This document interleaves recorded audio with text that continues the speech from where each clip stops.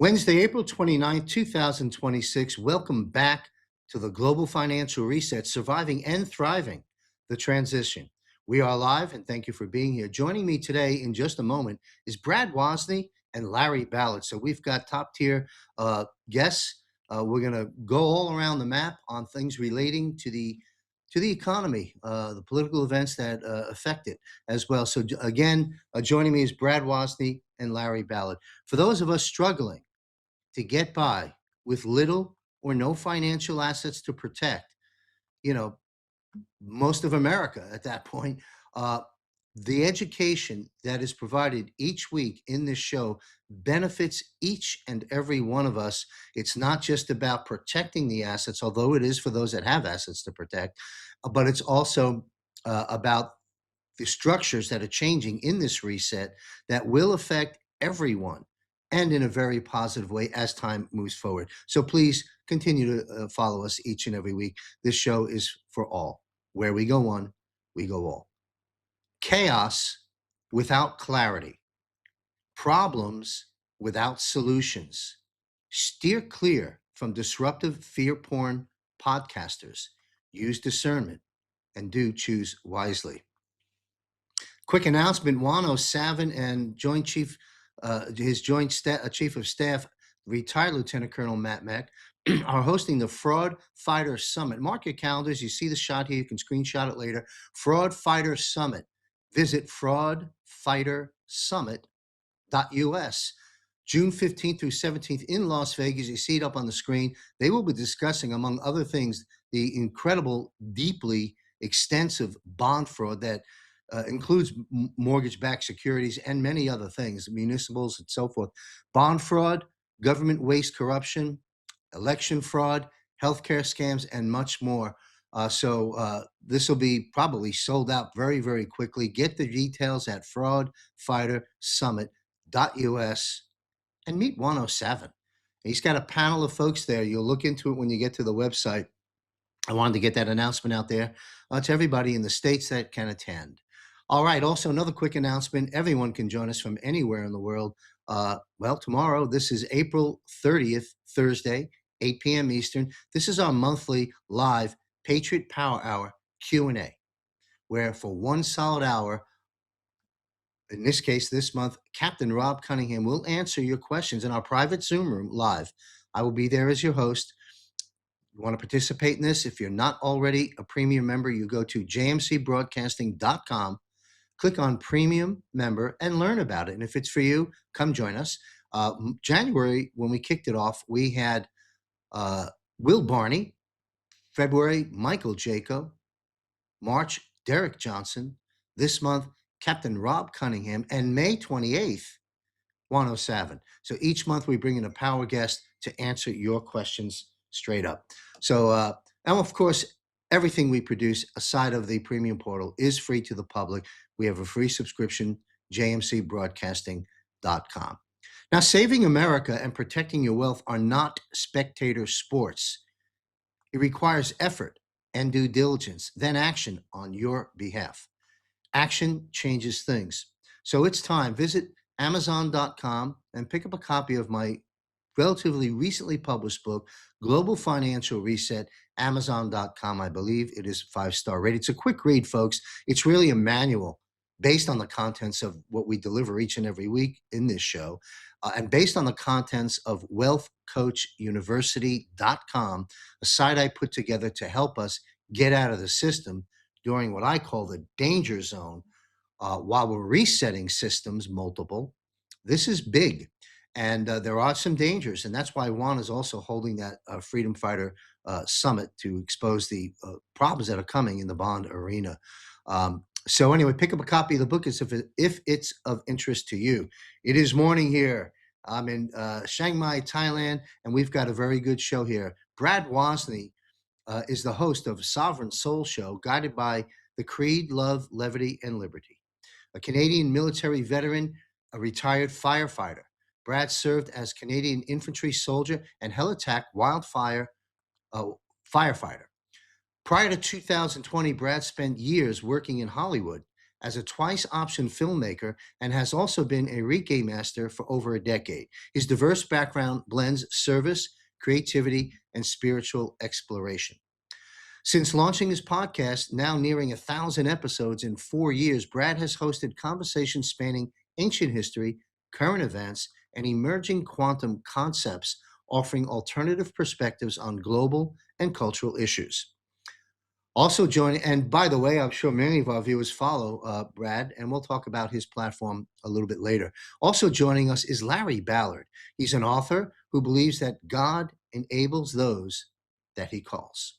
In 1968, he experienced a near-death event during which he was warned of a time when freedom would be in peril, a time he believes is right here, right now. In preparation for delivering what he views as his God-ordained message, Larry studied history and religion as foundations for understanding world events. He also gained firsthand professional experience across multiple industries, including construction, nuclear energy, real estate, bioengineering, and the medical field. His travels throughout the United States and internationally, including Mexico, Canada, Europe, and China, have shaped his perspectives on major global developments such as events of 9/11, international trade policy, border policy, the 2008 financial crisis, and according to Juan, we're about to head into a bond collapse that'll make that look like a picnic in the park. We'll get into that later, and we'll unpack action and solutions as well. Uh, Larry's versed in universal healthcare and climate-related narratives. Larry believes these experiences have provided insight into broader financial and geopolitical forces shaping the modern world, including what he describes as efforts to trigger global financial instability. He also believes America will play a central role in restoring order and ushering in a period of peace, prosperity, and spiritual awakening, also perhaps known as the Golden Age. His message is one of faith, resilience, and ultimate victory, that good prevails and that hope remains for the future. Larry came to me on an introduction from our good friend Juan O'Savin. Both Brad Wozny and Larry Ballard are important voices of our times and have each been featured, of course, separately in Conversations of Consequence. That's a very special broadcast I do monthly. So if you want to learn more about these two guests, please visit Conversations of Consequence at jmcbroadcasting.com or on our Rumble channel. Let's bring our esteemed guests on the show. And thank you, gentlemen, very much for being here.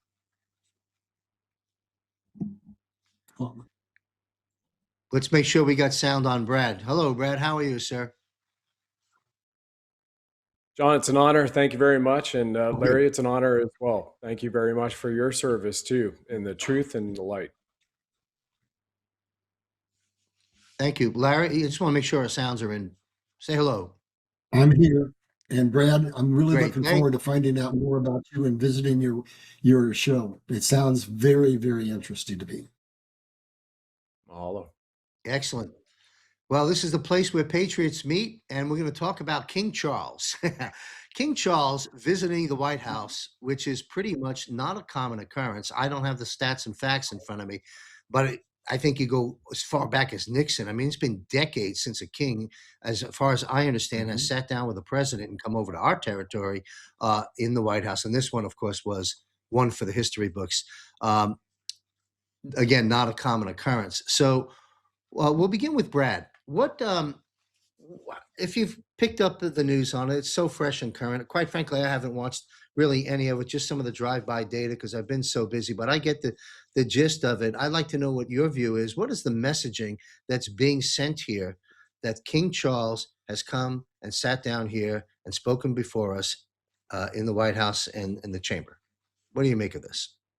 Well, John, I think it's probably one of the most important optics of the last 10 years in this entire battle with the White Hat Alliance, where you're literally seeing the figurehead of the deep state in the world, beyond the Pope at the Vatican, right?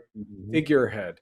Charles, Elizabeth, no more, of course, as we know, coming down, breaking bread, and we have the comms, which were done even in the nice new garden that Melania, beautiful she looked with the Princess Diana dresses over the course of the ceremonies through the first day alone, just sending a message out to people, hey, they're under our thumb now. They're under our control. And once again, we can just go back to even last year in the fall when you had Trump, Melania, and even some of the Trumps, the kids, over there at Windsor Castle, and you're playing the American anthem and you're flying the American flag over Windsor Castle.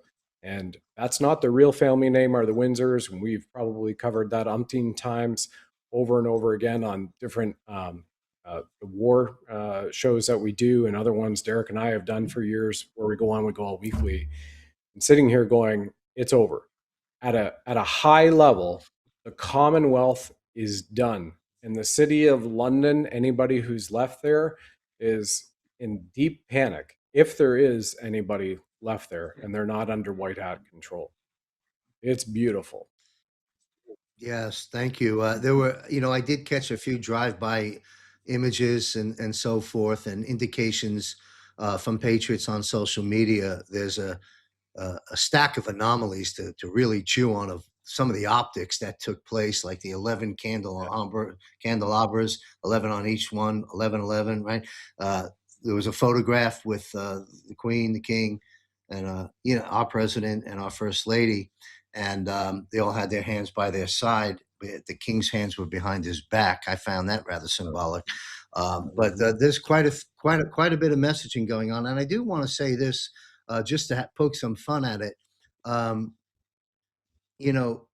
Where's the No Kings million people showing up?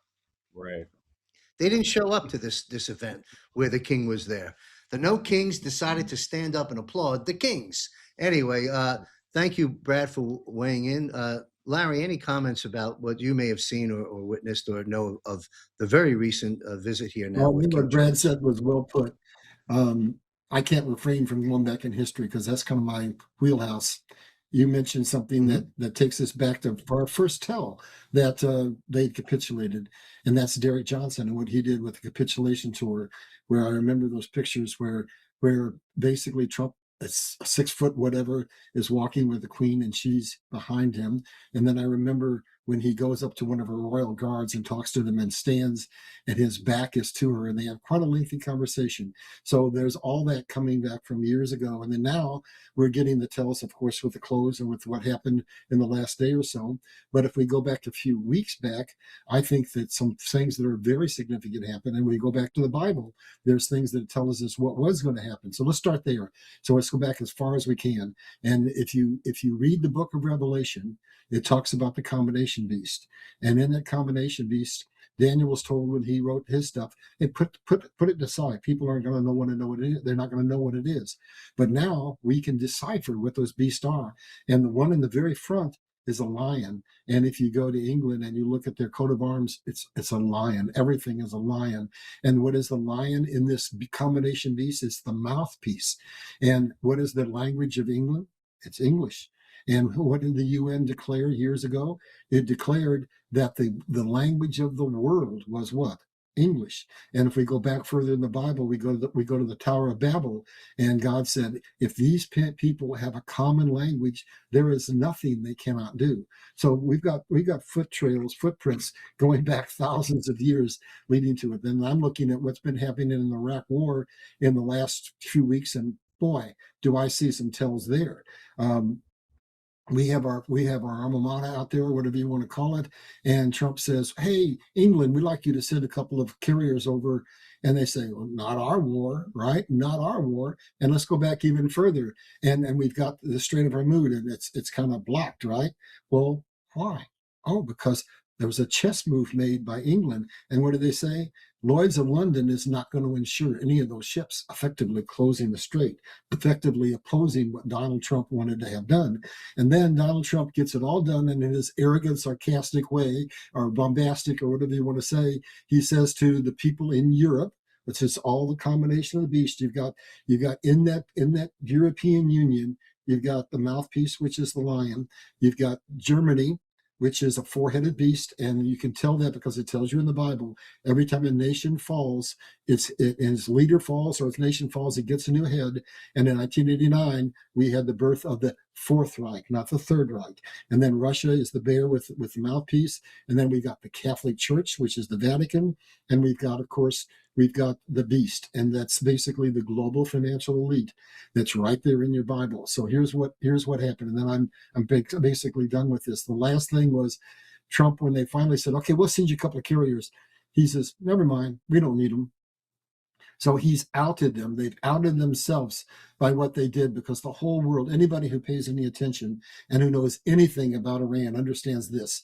They understand that we've been at war with Iran for 1,400 years. We would win for a while, the Christians, and then they would win. But when they won, here's what happened. Those nations were put into suppression, and the people either submitted or had their heads cut off, or if they agreed to live there and pay homage to Islam, then they had to pay a tax, and they had to wear a necklace that showed they paid the tax, or they had to wear a gold star, which became very famous when it was adopted and put on the breast of the people in Germany who were the Jews. So basically, that's our history, and it's all there. And I just want to close by saying, for anybody who really follows history, you know that England is the powerhouse of the world. They never fell. They never lost control. They control the World Bank, the IMS, and all of the financial system. And those who control money control the world, but they're losing their grip completely. Absolutely. Thank you for all that. And I'm glad you mentioned, because it's not a coincidence that the King Charles shows up now at the stage of our operation in the Straits of Hormuz concerning London, oil, money, China, and so forth. Brad, could you care to weigh in on that?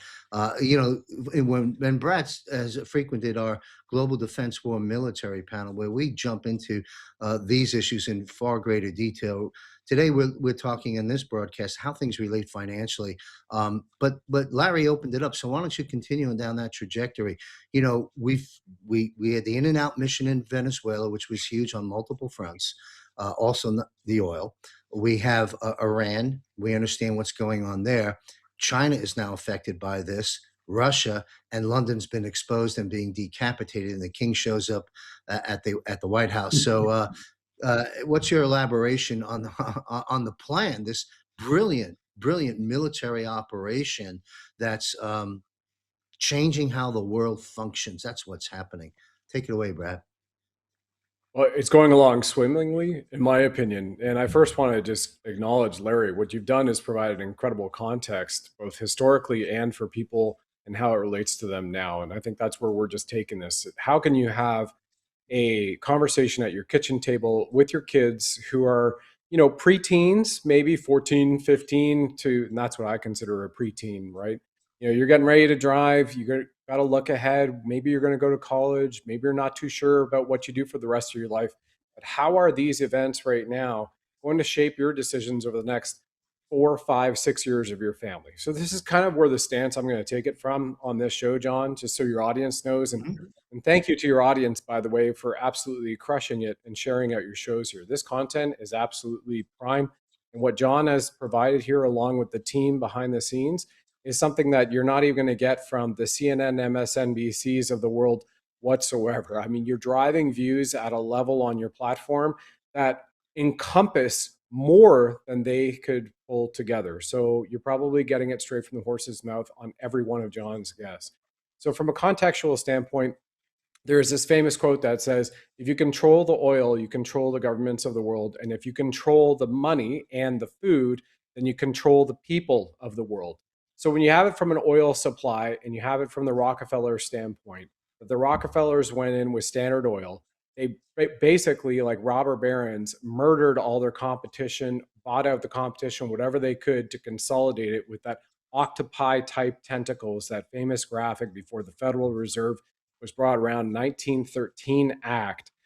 Federal Reserve, IRS, ADL, the Anti-Defamation League, and the FBI, the Federal Bureau of Investigation. All of these are being outed right now, whether it's the Southern Poverty Law Center, all the way. This all leads up to the financial freedom, the NASARA in the United States, and the Global Economic Security and Reformation Act, which is important from a galactic federation standpoint that leads us back to a type 1 civilization on Earth so that we can all enjoy the fruits of the free energy, the ionic energy, and the travel that has been suppressed from us to keep us in an enslavement mindset, which is these aircraft that we're getting on, we have to wait long lineups, and they burn a lot of fuel. And if you want to buy a ticket right now from Canada and go over to Europe, you have to pay a carbon tax. Well, it's only 0.06% of the emissions carbon in the world, and you are the carbon that they want to end.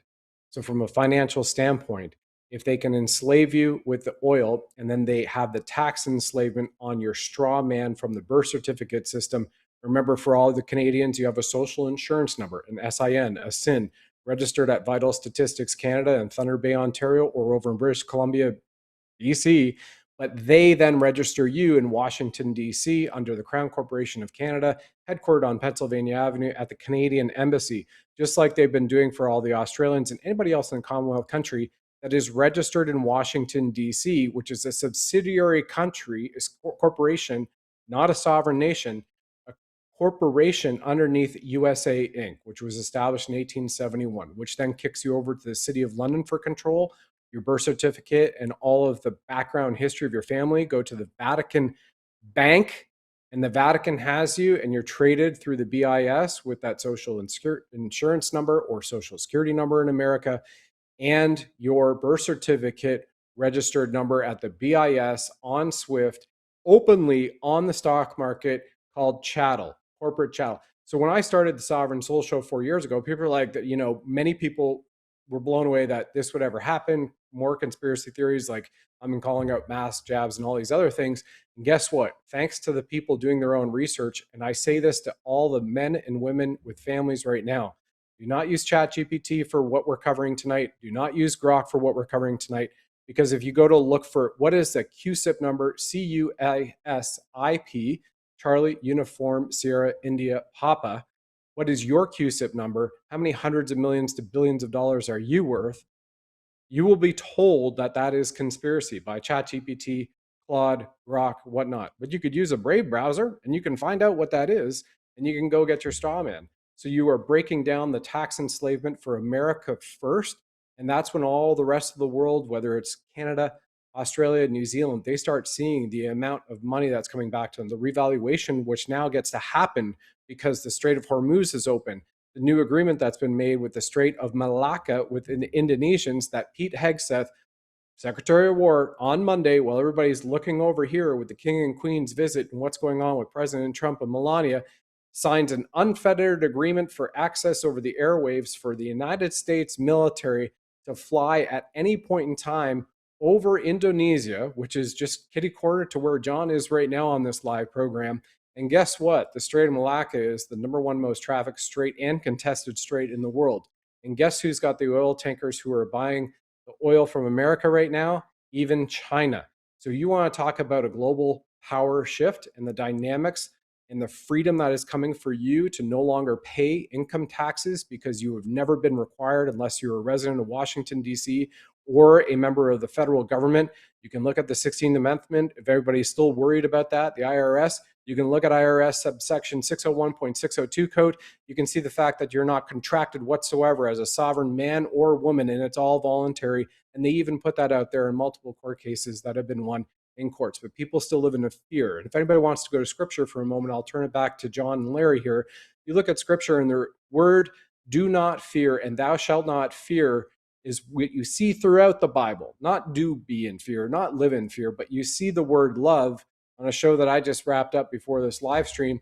In the 73 canonical books in the Roman Catholic Church itself, the word love appears 489 times in the 1899 RA version. I don't know what that really stands for because I wasn't born then in this lifetime. However, under the new Bible in every United States church, it's 580 times the word love. Love thy friend, love thy neighbor, send your enemies love, walk in love. So if you are an expression of love, then you need to unleash that sovereignty. And everybody's looking at it from a financial picture. Just go back and look at what gold, silver, and precious metals have meant to be. We talk about Iran. We talk about the 5th century Babylonian towers that fell. Where was that? Well, it wasn't in Iran, but we had Cyrus the Great in the 5th century who led it, pushed it over, and this is the Trump of our time, then taking over the towers of Babylon in the city of London and Vatican with what they just did last week, showing themselves.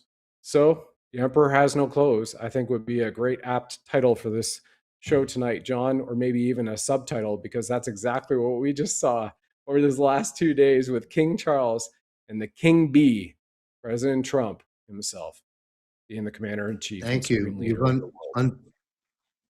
Thank you. You've unpacked quite a bit there. I want to pedal back to one quick thing.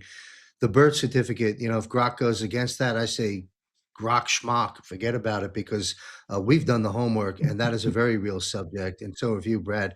I had retired Lieutenant Colonel Tom Lennox on here, and I also brought in some additional evidence and information about the birth certificate issue, that we've been traded as a commodity with the capital letters and so forth and so on. And that dovetails into repatriation of wealth, which we're going to talk about a little bit later. But,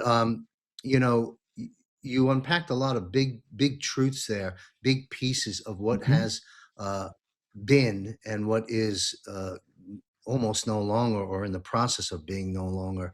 Why don't we flip this level of dialogue over to Larry? Anything that sitting on the tip of your tongue, Larry, you'd like to share with us right now?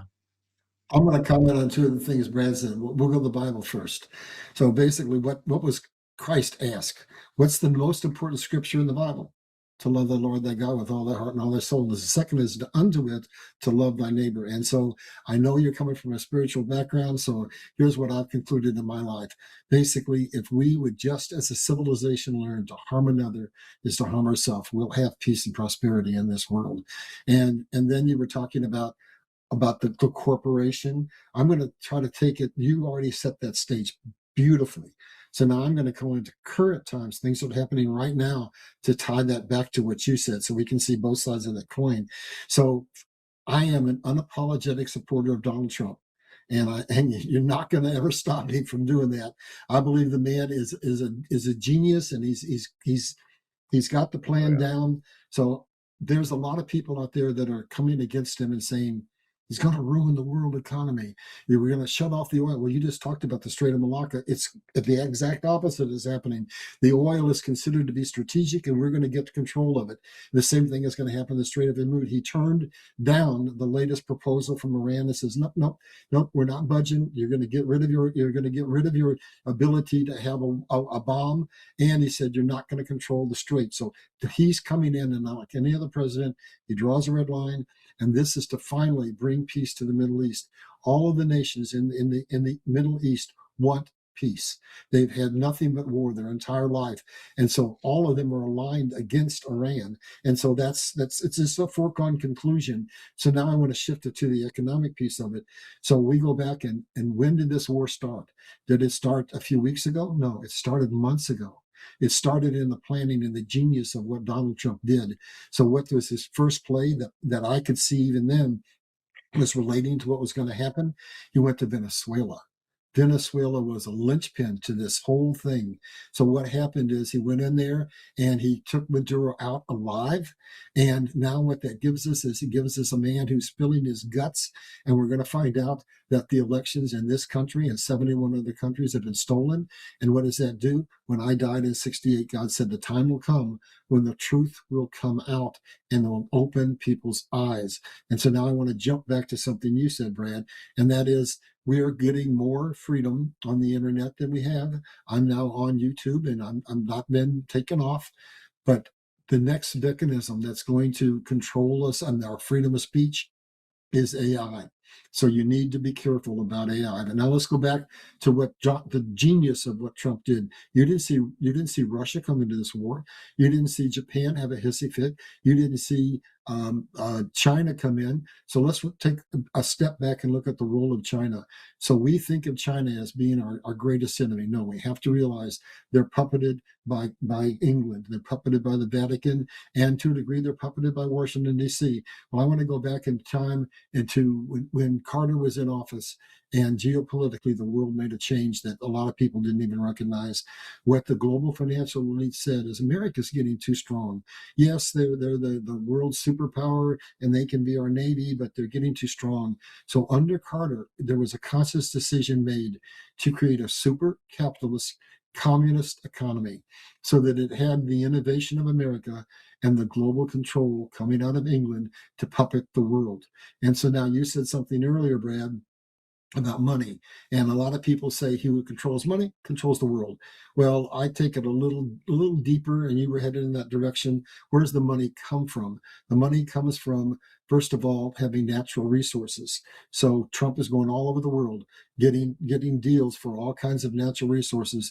So when the time comes, that $18 trillion that's been committed to us to build those factories will be actually spent to build those factories. And what cinches that?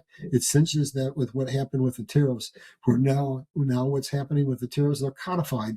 They're no longer waiting on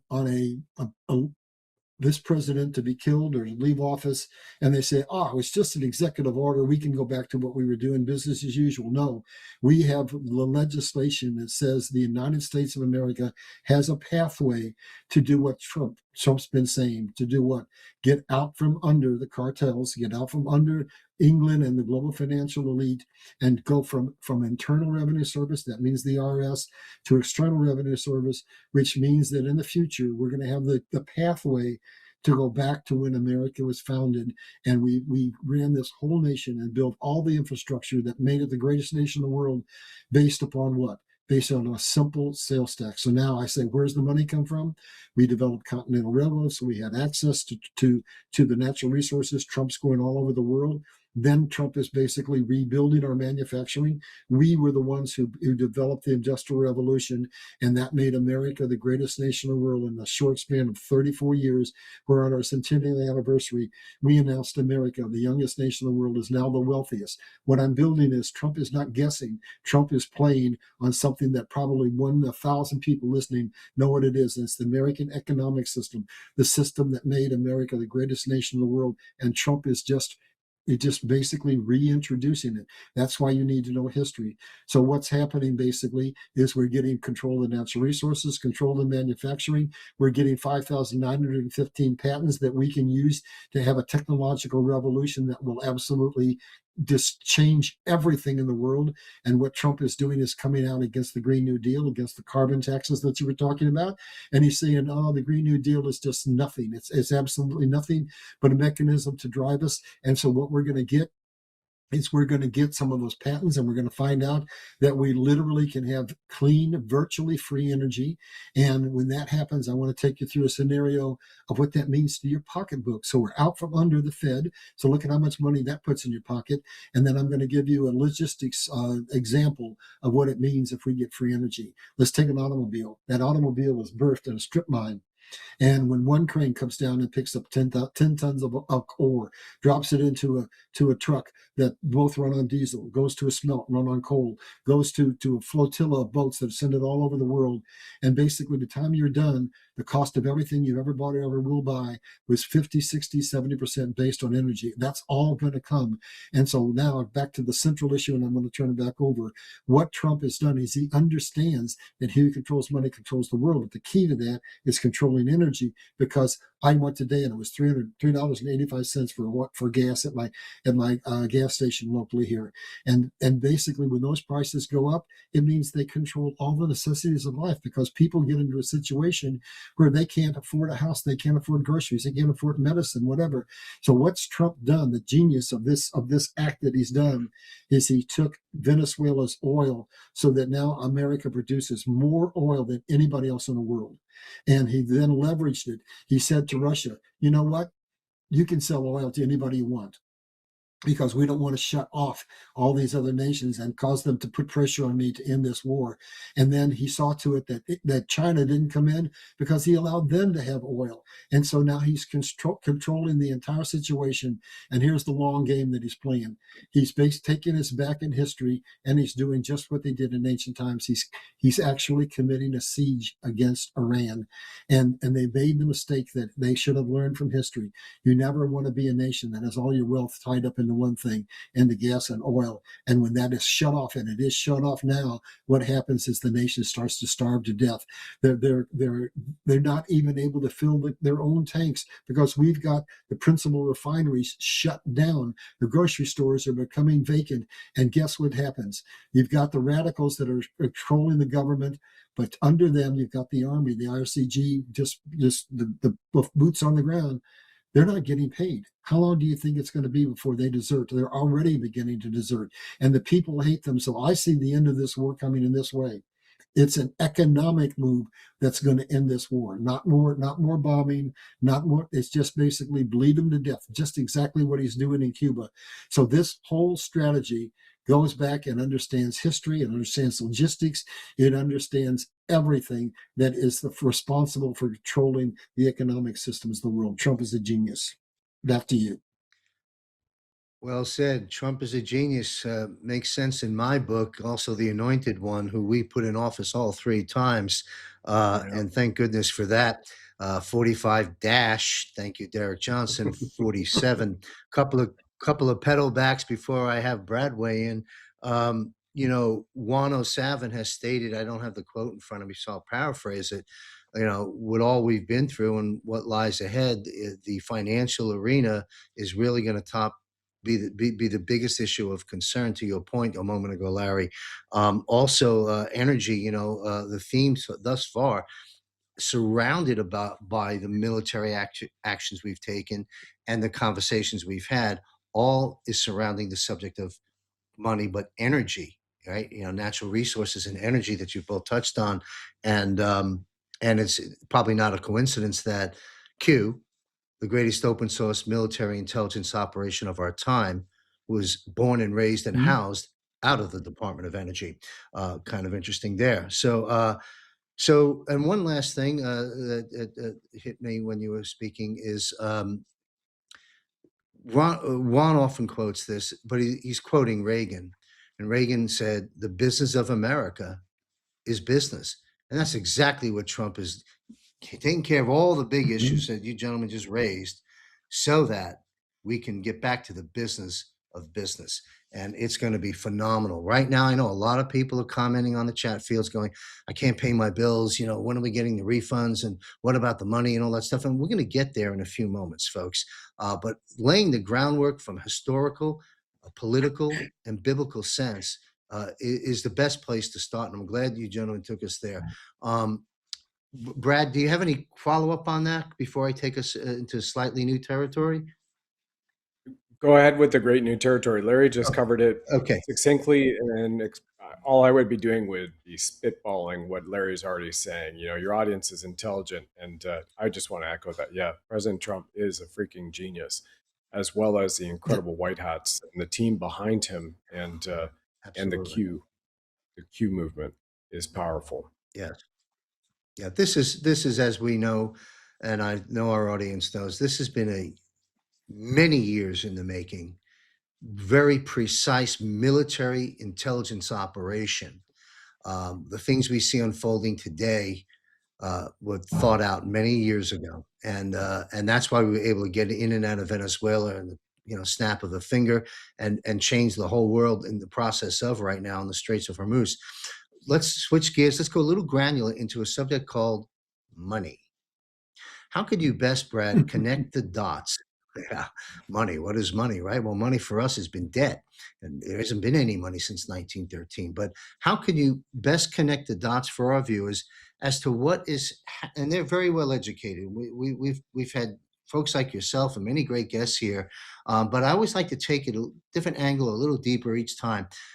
So we'll start with Brad.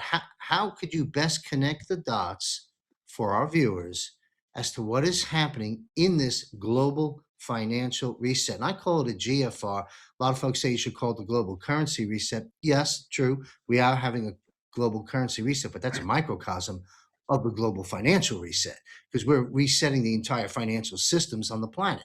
Banks, SWIFT, how money moves, QFS, what is money, and everything else. So I want to micro into money from the viewpoint of global financial reset. What are we resetting? when it comes to money? What unpack all of that, because there's a lot there. Take it away, Brad. Well, to simplify it, it is a return to sound money. And when you look at that and people ask the question, what is sound money?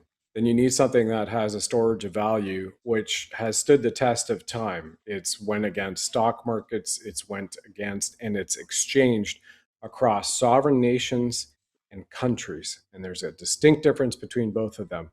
But when somebody can agree in one country or in one place on earth in one office that this ounce of gold or this ounce of silver, platinum, or palladium is this, and then you have that similar storage of value agreeable upon another nation or a country or a business entrepreneur or an individual in their house, then what you have now is an equal footing and a playing ground on the global stage. So from a global finance reset you're seeing, no longer can you have a printing press, which simply you put toilet paper in one side and it spits out some colored ink paper with some Illuminati symbols on it and hidden messages and folded dollar bills about 9/11 buildings and towers being collapsed with demonic imprints. Because you have gold that comes out of the ground, silver that comes out of the ground, and by the way, where does this go to? It's God's money. So that, very simply put, everything else can get extremely complex. What's the derivatives here, the bond market, etc., your strawman account, your BIS, and whatever.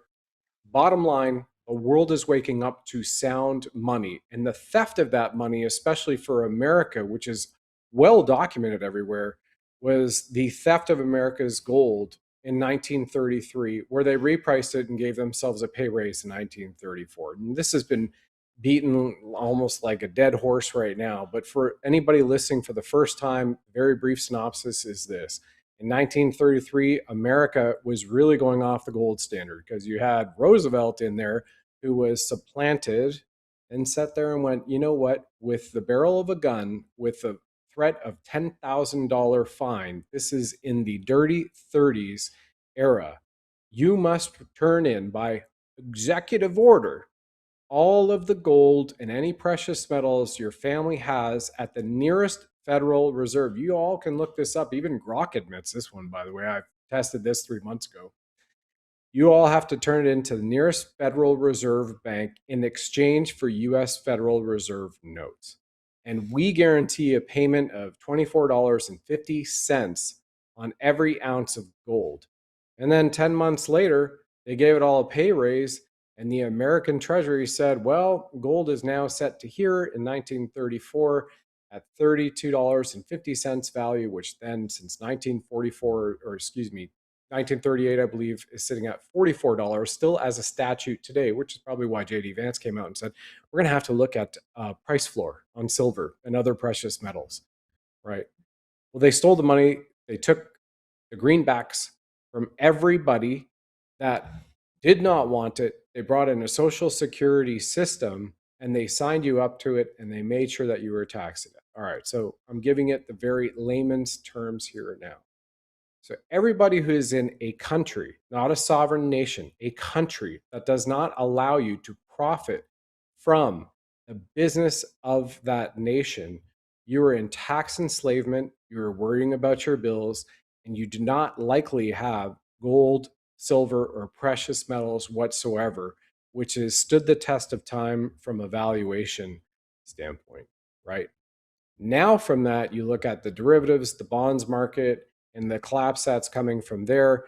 Everything else is all just vaporware, zeros, ones, and it's financial instruments because we all agree to that. And yeah, I went to honors economics at Wilfrid Laurier University, the indoctrination university in Canada. I think most of them all are right now at this point in time, John, for your audience standpoint. We have to unwind all the Marxism, communism, Satanism, Luciferianism very quickly for our next generation to come up and the generations after that to follow in their footsteps for sovereignty. But they did not teach this there. By very important fact that if you steal the wealth of the country and you make the citizens pay for it, which is a very large premise to President of El Salvador, Nayib Bukele's speech at CPAC in 2024, February, told everybody how it works. The Federal Reserve Bank is owned by families. It's a for-profit corporation. It's a banking cartel enemy. And speaking of cartels and enemies, you see that OPEC and Saudi Arabia just said, yeah, we're going to withdraw very shortly from the OPEC oil cartel and price fixing schemes. So it's really prominent for everybody to, I would say, at this point in time, look into where you are at a financial level and are you prepared for the next step? Because the white hats are going to mitigate any fallout as much as possible. But again, we're in a war.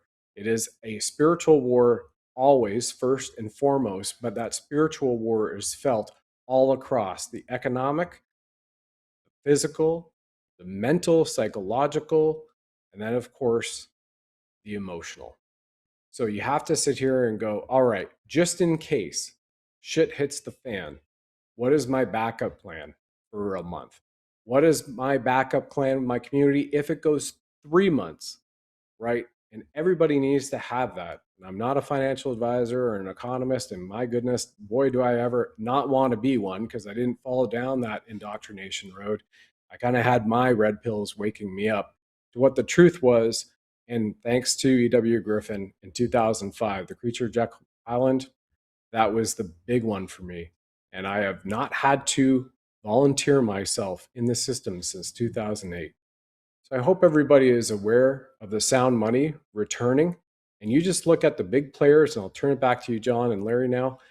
You look at the big players on the marketplace, bricks being established for over a decade and a half that are gobbling up gold and silver. We'll get into this a little bit later with more stacks and statistics and facts, excuse me. But when they're gobbling up silver and they're dumping US treasuries and they're dumping US dollars, and Buffett is out there just 5 days ago going, the US dollar, nobody should invest in that anymore. Nobody even wants it. I'm going into Japanese yen. And you have Paulson, Hank Paulson, the former Fed, head of the Fed, Secretary. a billionaire himself, saying, well, when the US dollar collapses, this is 6 days ago on the news, everybody, saying this is going to collapse. We need a backup plan from Treasury for what?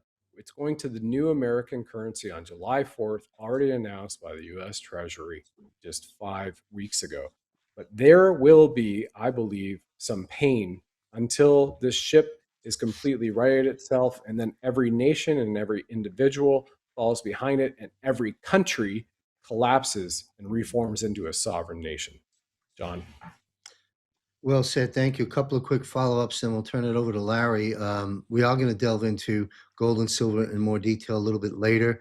Also, as I conclude each and every Global Financial Reset show, after the one break that I have at the very end, after our guests have signed off, I cover action items, and I'll be doing that again, specific action items and educational places to point people to become cause instead of effect over something they can't control. There are things you can do, and I'll highlight those later. I want to also pedal back to what you said, Brad, about Roosevelt. It's also should be noted to our audience that may not know of what you walked us through about the confiscation of gold back in the day. What a scam that was. And by the way, folks, there was a $10,000 fine if you got caught not turning in your gold. $10,000 in 1934, whatever it was, is probably worth significantly higher than 33 worth.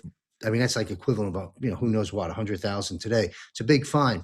But anyway, that was then. This is now. Things are changing. Of course, Nixon took us off the gold standard officially. And finally, we know the whole trajectory with JFK with the executive order 1110 on the silver. That didn't work out, unfortunately. And then Nixon took us off the gold standard, opened up trade with China. That didn't work out so well either. It's been a parabolic graph like this of inflation ever since. But all that, folks, that's coming to an end.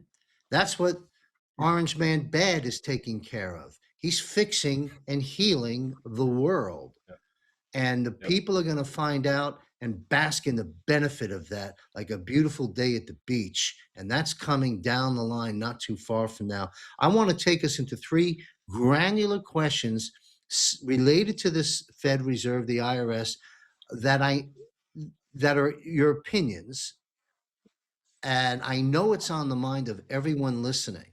And I'm going to go there in just a moment, but I want to give Larry a chance to follow up if you choose to, sir, on anything that Brad just communicated, because he unpacked quite a bit there. Well, Brad touched on two things that I've done whole shows on.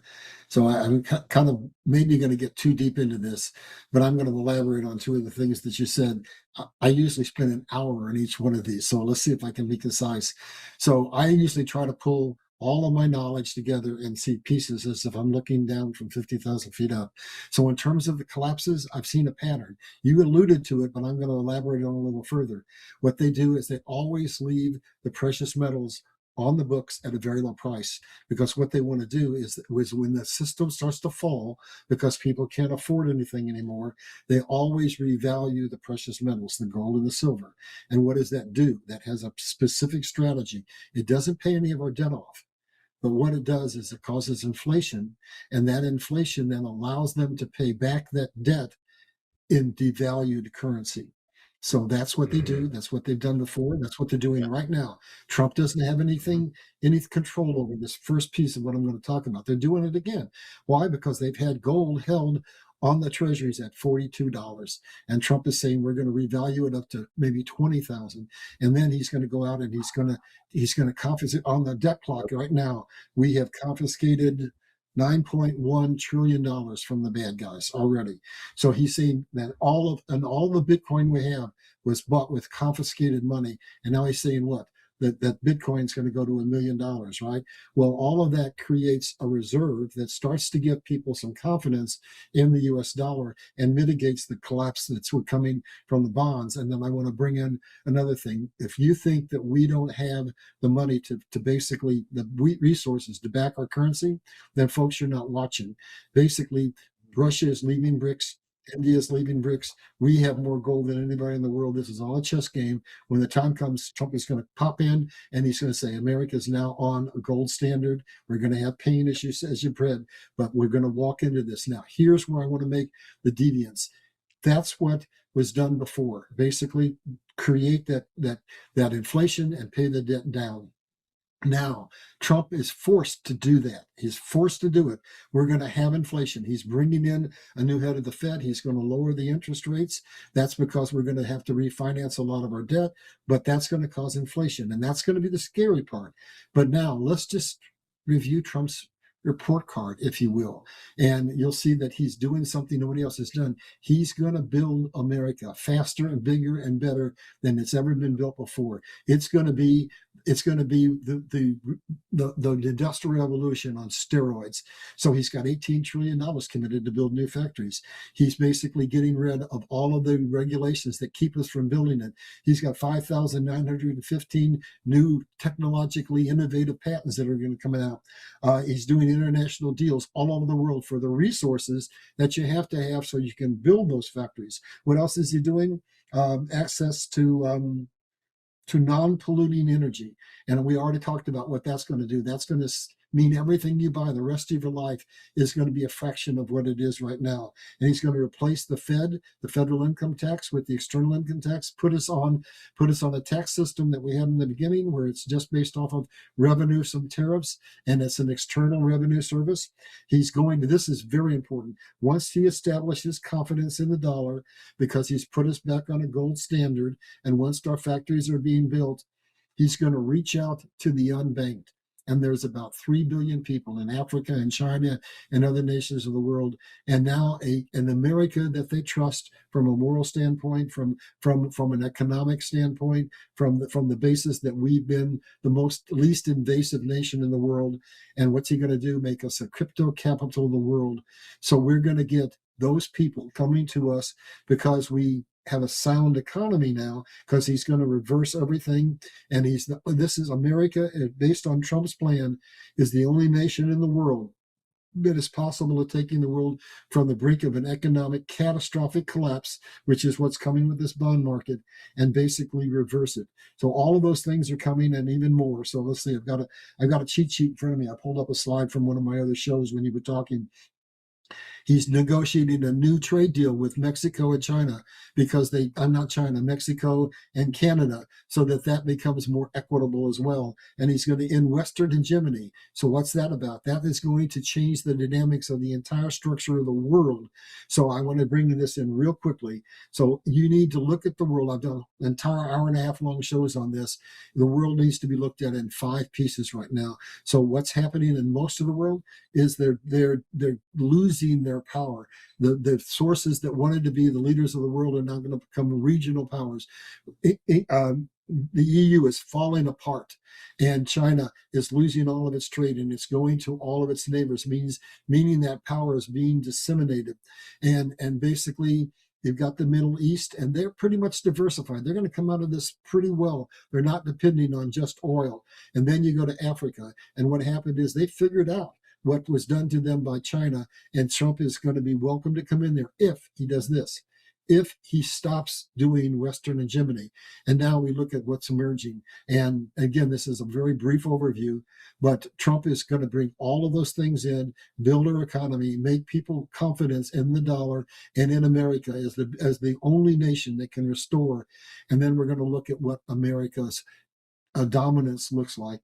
We're going to be good relationships with Greenland, with Canada. Look at what's happening in Canada. Alberta has already got all the signatures they need for a vote to leave Canada if they want, and all the other oil producing and resource rich provinces are following and looking at what they're doing. And then you've got Mexico, which was the pipeline that brought all those caravans in.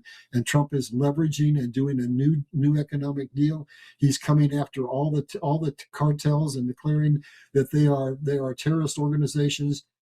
But he's not forcing Western hegemony on any of those nations. By the contrast, he's gone in and helped Argentina avoid a bond collapse, the very thing we're talking about. It's probably going to be necessary to help bail out Brazil.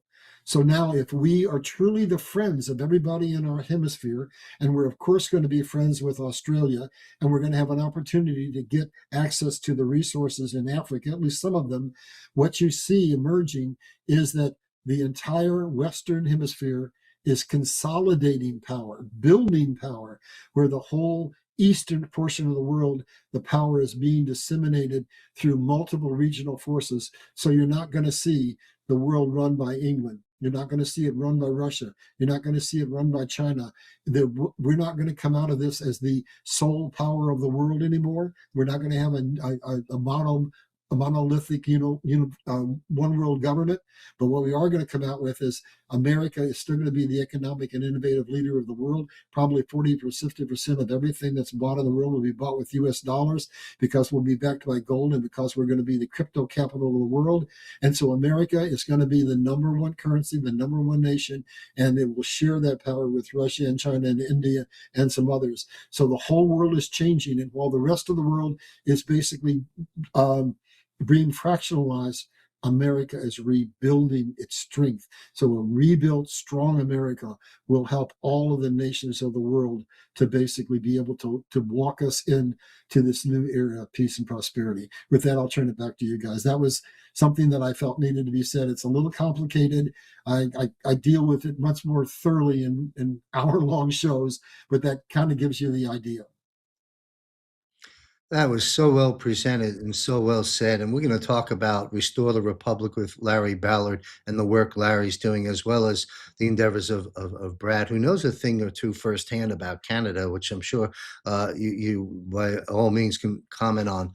I would like to, these are a couple of things I think are on the minds of our viewers. Let me begin here. Okay, we're talking about, Brad, the dismantling, we'll use this word, of the Federal Reserve. Our audience is well educated. They, of course, know there's nothing federal about it, and there is no reserve, and it's Federal Express, blah, blah, blah. Everyone gets that. G. Edward Griffin's great work, and so forth and so on. But the Federal Reserve is illegal, unconstitutional, and makes Madoff's Ponzi scheme look like checkers instead of chess. And so having stated that, that's of course why President Trump is dismantling or dissolving this. Now gets into my question that is really speculation on our behalfs. I'm not quite sure we know exactly. Maybe, I don't know. But here it is. Fast forward a bit. Uh, some folks will say the Federal Reserve already doesn't exist, but I challenge that because we still have their money in our wallets and pocketbooks. So, excuse me, it does exist. At least it's debt. Money is debt. We're still using it. That's coming to an end based on everything our audience has been listening to from our panel here. But what I'm getting at is this question. You fast forward a bit when we further accelerate the issuance of gold-backed and other commodity-backed money, as you alluded to, Brad, with the March 26th press release from the Treasury, President Trump's signature on the new money. These are all steps and what we've been talking about here to restoring sound money, which of course we know has to be done. I've said this before, and I'll say it again. President Trump in 2017 at the inauguration with the military with him said, I'm giving you back your country. I'm restoring the power back to the people. And you can't do that unless you have sovereign money, unless you have real money. So that's part of this. It's a very big part of it. Now, my question, whether it's right now or a little bit later, the question is, the Federal Reserve, I'll state it as a statement, it doesn't go away. They, it's a private entity. They want to stay in business, except Trump trumped them. We're not using your product anymore. So now there's left holding the bag. Yep. It's not like they did some dissolution of the corporation one day. Yes, sir, we'll just dissolve it. I don't see that happening. I'm throwing a lot of stuff at the board, but it's an interesting conversation to have. So as we move into new money and we begin to operate as such, and Larry walked us through the inflation, the debt, we have a lot of pain, the bond problem, and all that, which we'll get to. Do you see it that way, Brad? I mean, it's a process, right? I mean, the Fed isn't just going to sign off and end their corporation tomorrow morning and, go become landscapers or, some other career. They're just going to sit there for a while, and some of the world may be using that. I mean, I don't know, but what's your view? It's not like it just shuts down tomorrow. It is a process which has been going on since 2020, when President Trump first began to remove the powers of the Treasury, of the Fed, into the Treasury. I see it more of a process. Comment on that, if you will. Help me out with this. Sure. And I'll preface this, which at least I can say with John and the shows that we've done, likely Larry as well, we don't know the exact white hat plan. But based on the fact that President Trump is a genius, is a business leader, he cares for people who are around him. You can go back decades and hear stories that were not all in the news about how he's paid somebody's mortgage, he took care of their car, he's taking care of all of his people. So you have the character of a man like this, and this man has been through business bankruptcies more than once. So effectively then, when you're looking at a corporate takeover, which Federal Reserve is a corporation, you've already established it, and you're looking at a bankruptcy, which our great friend, Dr. Jan Halper Hayes, was on Great Britain News 3 years ago saying Biden is the president of a bankrupt corporation, then effectively what do? So if I'm General Motors and I'm Lee Iacocca and I'm sitting here and saying, or I'm Air Canada or United Airlines going, we're bankrupt. Well, guess what? Your customers are still on your planes. Your people are still buying cars at dealerships. You just have a restructuring, and then all of a sudden it's something new. So equivocally, I would look at this from the standpoint. Number one, National Security Strategy 2025, the economic strategy to turn America into a powerhouse and to resurrect the value of the US dollar is paramount. That is in the National Security Strategy 2025. Everybody can find that online. And now when they say US dollar and you go up to March 26th and you sit here and go, US Treasury just issued a press release here with Secretary Scott Bessent on here saying that President Trump's autograph, his signature, will be on the new American currency. I mean, what else do people need to know that this is going to happen? And effectively, too, in a bankruptcy situation, I would see it like this. There may be a term of 6 months or a year for everybody who has Federal Reserve dollar notes to swap it out and exchange it for perhaps a new American rainbow colored currency that is backed by true gold. And once again, when we look at the constitutional law, the Philadelphia Coinage Act of 1792, who signed on that? It was George Washington, the man who went across the Delaware, the man who helped take care of what's happening right now in Washington in this pivotal moment where the King Charles and Queen Kamala, isn't that her name? I'd like to think so. Smiles for everybody out there, is standing there sitting in front of Revolutionary War soldiers from America and having to listen to the American anthem played for them at Andrews Air Force Base when they land. I mean, the comms are off the charts, and anybody smarter than a fifth grader, maybe a sixth grader, can literally put one and one together. National security strategy, US dollar currency, July 4th, American president, first ever of its time, and a president that does everything by law, not fraudulently. And he's following this through as the wartime commander in chief, ensuring the sovereignty of the American nation and the constitutional republic, for which he stands for which Larry so aptly once again reminded everybody, and so did you, John, that he's putting the power back in the hands of the people during his first address to the nation when he was sworn in as 45. And it is truly monumental. So I don't see any worries that your ones and zeros in your bank account are not going to be equated to the new American currency. And anybody that has central banks that have these currencies, anybody who is out there in the marketplace that speaks multiple languages in over 140 countries around the world, hey, you might have a year to get somewhere to trade it in and get the equivalent back in the new currency. And to me, it's a non-issue. And I don't see it as something to be afraid of. There's no point because it's been set up in the background for a long time. But quantum financial computers have been around for decades.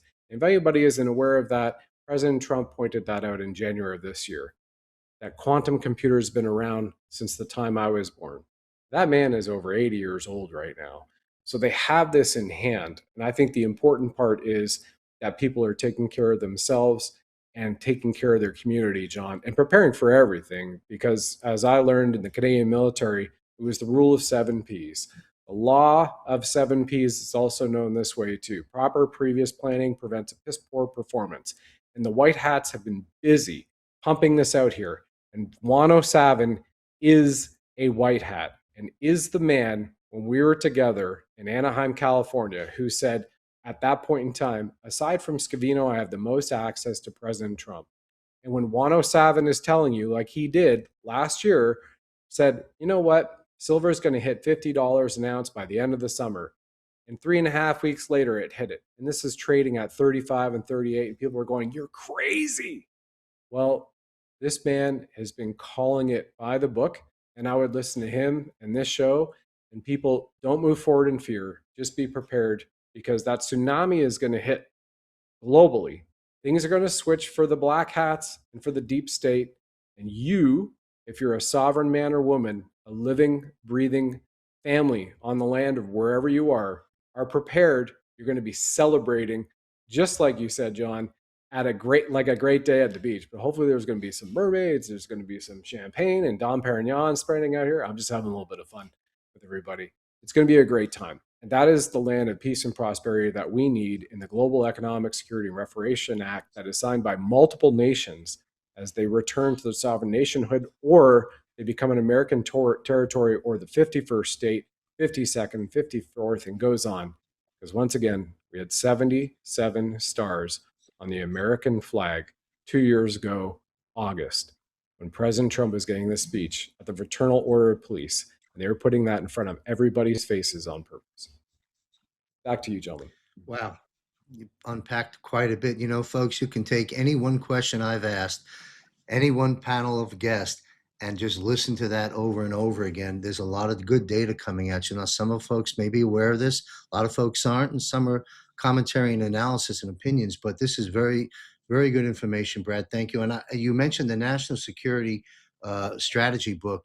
I have that published on my website, folks, jmcbroadcasting.com. I think it's under the resource guide page or President Trump's page. You'll see the three key publications from from our administration, so you don't have to guess what we're doing. It's all there. And so thank you for that, Brad. I'm going to ask you one more question, brief commentary on this, and then we're going to turn the double barrel questions over to Larry, and I'll remind Larry the first question in a moment. But Brad, IRS. Well, I'm the warm-up act, Larry. No, well, you guys are warming up each other. This is a wonderful thing. This is my fifth hour in the seat, so that's why I might be getting a little long in the tooth, Wow. Everybody. Pardon me for the live streams here. That's Go okay. ahead. We're doing what we do. It's all good. Okay, so you shared your views on the Federal Reserve doesn't just, it's a bankrupt corp and they go through the process. Great analogy you made, Lee Iacocca, the airplanes, the cars, the money, blah, blah, blah. I think that's fairly accurate. So it's a clarification for me, and I think it's well-founded, and for many in our audience, could be a diverse audience in the millions all over the world. So that's, I believe, probably what is happening and will continue to progress. Same question now about the IRS, the little cousin that came aboard with the Federal Reserve, that also illegal, unconstitutional, and voluntary. Having said that, a lot of folks have easily stated it's no longer in existence, but I, of course, will challenge that. Of course, it is in existence. It's just being neutered and decapitated and being replaced, to Larry's point, External Revenue Service, the tariffs, all the money and wealth we've accumulated back that's been stolen. We're the richest nation on God's earth times a million right now, and that'll play out as time goes by. But so the IRS is still here. I know people that still get notices and are having, those issues. So it's the same sort of a question. How does it die the same way the Fed dies, a slow, painful death? Because the IRS is not a government agency. It's a collection agency.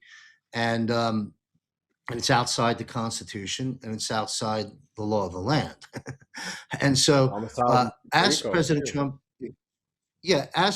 exposes this, and as we start to move the actions of the IRS away through the methods Larry talked about, is it sort of the same thing, a slow death as the Fed? I mean, they didn't close their books. They didn't send an announcement saying we're no longer functioning. How do you see, in the simplest terms, the dissolution of that in this transition before it's gone? Because it's still there. It's still my intuition and my belief, I've had this for 2 years, it hasn't changed, is that it's going to be immediate, abrupt, and everybody's going to be cheering, because this is something that is an adage we grew up with, your parents grew up with, and mine that, fled the Blitzkrieg in Poland and Ukraine from the Nazis.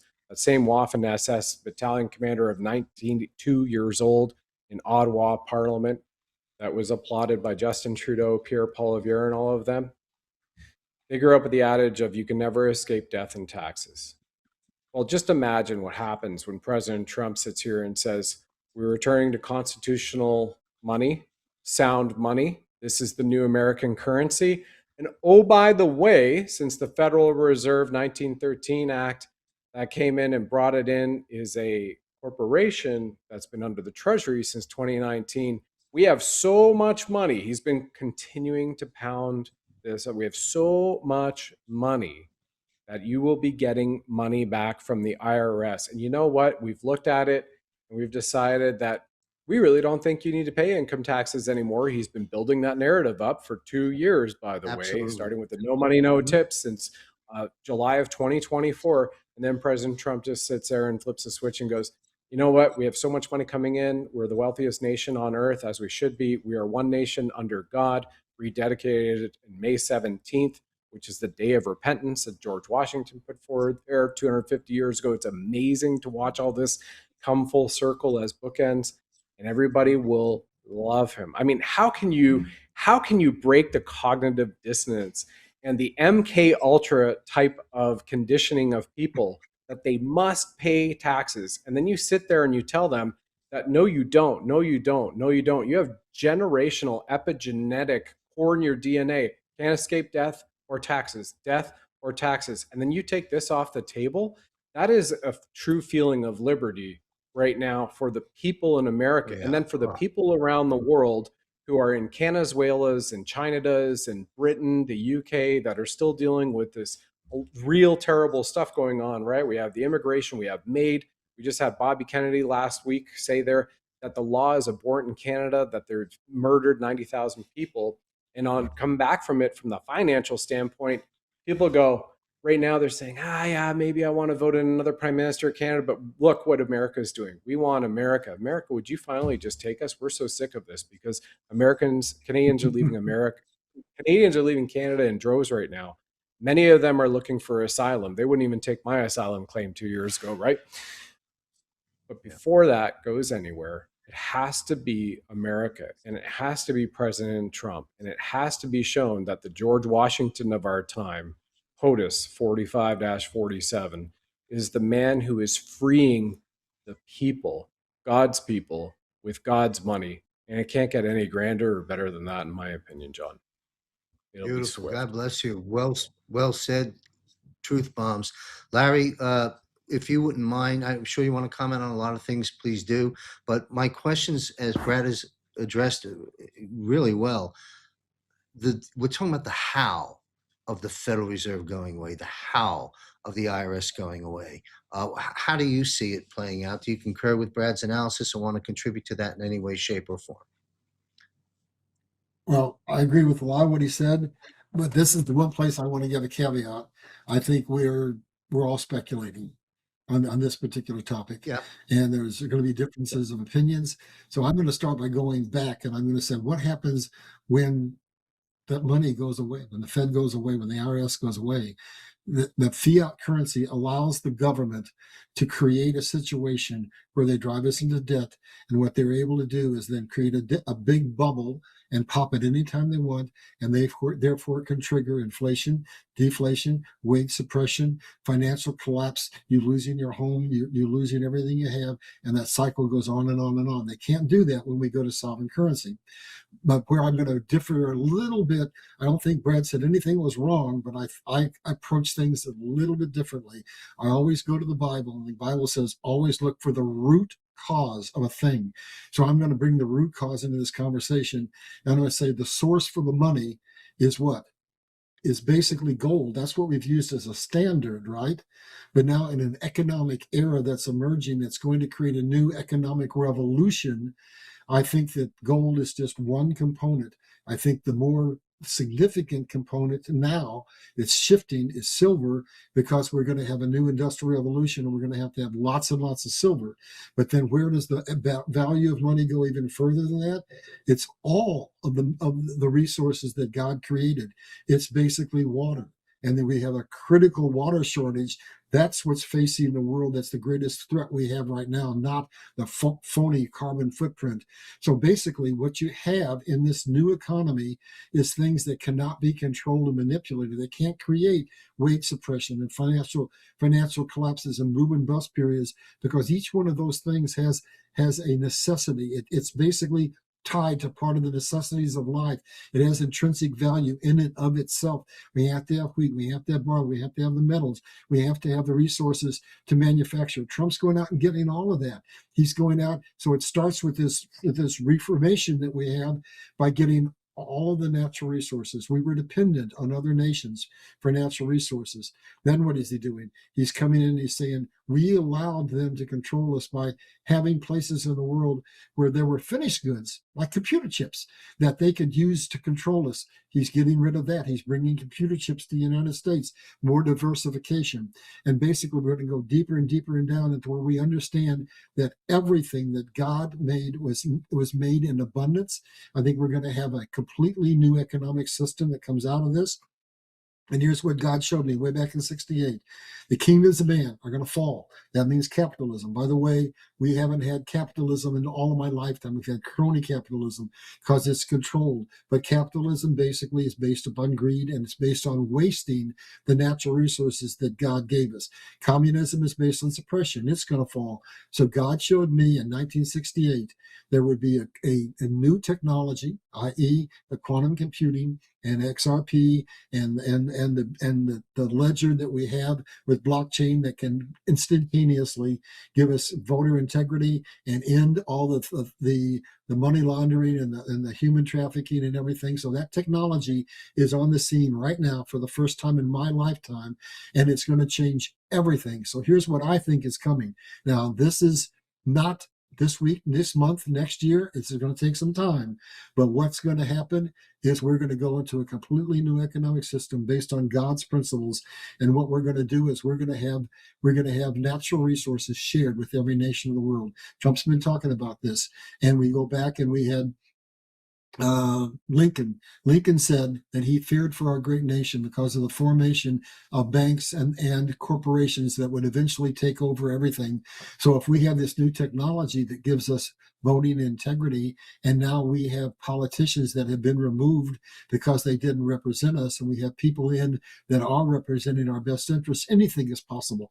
We can do anything. And so what I see this new system is there's no more Western hegemony. We did just what we did when we came out of the Industrial Revolution as the wealthiest nation in the world. We developed the innovation.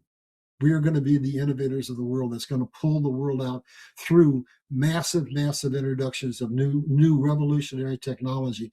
So it comes from the natural resources to the manufacturing of new innovative products to the distribution of those products through an America that has a global reach, which turns into money, which allows us to get control of the 8 spheres of influence, so that now we, with our new government, having kicked out the old corrupt government, are able to control all the spheres of influence, and everything changes. But now coming back to the short term, I see this is at one point, what Brad said is absolutely right. It's going to happen like that. But I think there's a couple of intermediate steps that come first. So I want to go back to what's happening in Iran. And I think that's our first intermediate. People are out there saying, oh, gosh, I hope the dinar and the dong revalue. But gosh, I'm pretty skeptical because it's been years. I mean, we go back to the 1960s for Vietnam. Well, what I've seen when I've done my homework is I've seen that the whole of Asia is waking up. I see that manufacturing is coming from China and going to Vietnam. I see they have brand new shiny factories. I see that they have one of the youngest workforces in the world. I see that their labor rates are lower than China. I see that they have a strong domestic market and international market. And from every criteria that you can look at, there's no reason that internally they should not revalue their currencies. Then we go to Iraq, and we see to it that they've rebuilt their infrastructure. They're exporting oil that's refined, and so then they're there. So, but what's the missing piece? If both of these countries are economically sound, if they're innovators, why haven't the currencies revalued? Well, it's because you always have to have political stability for the currencies to revalue. So what just happened in the last week? Basically, we've removed our hand. The United States is no longer going to be puppeting Iraq, not at all. And now they're using their own currency. So they're basically getting out from under the control of the United States. And when this war is ended, there's a certain control mechanism that comes from Iran on both Vietnam and on Iraq, and they're going to be removed. And so now what is telling me that we could be seeing in the very near future a revaluation of the dong and the dinar, which I think people are waiting for, is because now you have to have a sovereign government to control your finances. And there's a new president, when it's favorable, when it's saying, let's make Iraq great again. What's that sound like, folks? That sounds like Donald J. Trump. And basically, they're going to have a new parliament and they're going to have a new government. And what is a legitimate government able to do? It's able to have a budget. It's able to plan for infrastructure. And most importantly, it's able to determine the rate for their currencies. So now I see that the final thing that had to happen for the Vietnam dong and the Iraqi dinar to revalue is at the door. I'm not saying it's going to happen tomorrow, but I'm saying end this war and get the footprint of Iran off of Iraq and get the footprint of the United States off, and then we'll have political stability and economic stability, and those currencies can come. Then the second thing, I think this is an area that Brad knows much more about me, so I'm just going to say it real quick and defer to him when I'm done, is silver is going to go through the roof, because as we develop this new technology, we're going to have silver. Silver has become the quintessential metal, and we're going to as soon as those factories start being built, we're going to have to raise silver, because we have very few mines in this world that are solely dedicated to producing silver. Silver is a byproduct of several other minerals that they get out of the ground. So according to the experts that I listen to, they're not going to be able to hold silver down much longer. Once we start developing these factories, it's going to have to go to $300 to $400 to $500 in order to incent those mines to be opened up and start producing. And there's no telling where it can go. There are people that say, and I'm not the expert, that it might go to where it's as high as gold, because it has more intrinsic uses than gold does. So that's the second thing that I see. And then we go to where I think we're with Brad. Everything starts to happen very quickly after that. After we have a sovereign currency, after we have a currency that's backed by gold and silver, and then as we release the technologies, now we're ready to say that the Fed is going to be dismantled, and Trump is already doing that. And we had 6 Supreme Court decisions that said that the IRS was unconstitutional, that the Fed was unconstitutional. It's all being dismantled right now as we speak. But in terms of the last part of it, I'm just speculating here. I think that there's going to be some banks that are closed. I think there's going to be the corporations that have most vehemently been against us that are going to go off of the stock market completely. And I think that governments around the world are going to fall. So it's going to be that's where your cataclysm comes in. And it could be, I don't know, but it could be that if you have a mortgage with one of the big banks, and there's different forms of bankruptcy, and depending on what it is, it might be that you don't even owe that money anymore, because there was no value in that in the beginning. And that's where the basis of Nasara came from the court decision that said we side with the people who are arguing for Nasara, because the banks put nothing in except fiat currency worth nothing, where the farmers put in their life's blood, their sweat, their tears, and on all of their money. And so basically, I think it's all going to come apart, and we're going to go back to what we had in the first place, a government that is run by the people, for the people, that worships God, that bends the knee to God, and that understands that everything starts with natural resources, manufacturing and trade converted into money, used to control the world for good or evil. And that's what I think is coming. And I think it's going to probably be at least three lanes of a highway that take us down until we have that big moment where basically everything happens and the SAR kicks in and we get all the blessings that we've been looking for. But technologically, the things that are coming are so revolutionary that just think of this. This is where I'll end this. Think about if you don't have any federal income tax, look how much money that puts in your pocket. Think about it if we get out from under.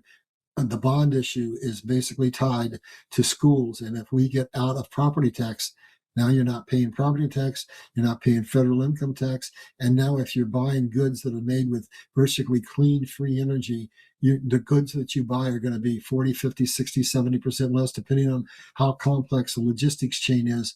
Folks, that's absolute. Regardless of what they give us back, we've just created a completely new economic system of bounty, of plenty for the entire world. And if we go into that new economic system that I talked about, here's something else that happens. Manufacturing is not hoarded. The technology is shared around the world. The resources are shared around the world.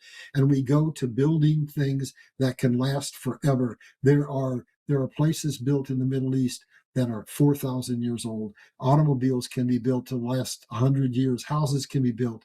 We have the technology to build things that last. And what is the principal justification that the global financial elite have for killing 7.5 billion of us? We're consuming too many of what they consider to be their natural resources. Well, if we go to a world that has conservation, true conservation, meaning that things are built to last virtually forever, all of a sudden, the amount of resources that we require to run this world are absolutely minimal. And then we're going to get new technologies that are going to make it even more efficient. So I can't tell you the when, the where, the how, but I think that it's all going to happen. I think the SARA is real. I think there's going to be a currency reset, and I think there's going to be technology that's going to blow your mind. So don't be afraid. There's going to be that period where the banks are falling, the corporations are falling, and the political elite is being taken out and put in by people who are going to represent the interest of the people of the world. With that, I'll go back to you guys. Wow, thank you very much. Couple of quick comments. Well, clearly, folks listening, the world is changing, and rather rapidly, actually, when you think about the thousands of years that we've been, evil has ruled this space. That's changing. So the world is changing, and to everyone that's listening, I know a lot of folks are feeling, I'm going to just say it, help is on the way. And I think you can see that from both the content that Larry and Brad have provided from a spiritual sense, from a historical sense, and from solid analysis of what's unfolding right before our very eyes. And the last thing I want to say, touching back to what Larry first talked about, is not tomorrow morning, as Larry stated, but as this progresses, and there'll be some point where certain things will just snap and pop, and other things will take time. We are, of course, talking about the entire planet, and we are talking about nearly 8 billion people. This isn't just us in America. It starts with us, always has, and we'll take care of business. But the thing I want to say is we will be at a point where there'll be no scarcity of necessities. Process that statement and define necessities. It's interesting. No scarcity of necessities, but rather living in abundance in a more moral world, alluding to the QFS and how that'll change that aspect. This is where, and this is for another broadcast, this is where, and don't take me out of context, folks, but this is where science and God get very close. That's kind of where we are right now. Very, very close, and it's very interesting. And we'll save that for another broadcast.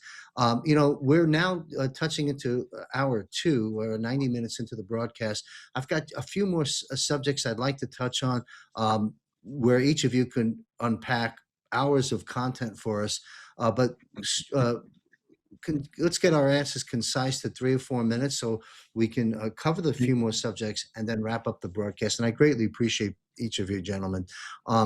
Okay, Larry, you started to touch on the silver issue towards the end. Perfect dovetail. We'll go to Brad. We'll come back to you, Larry.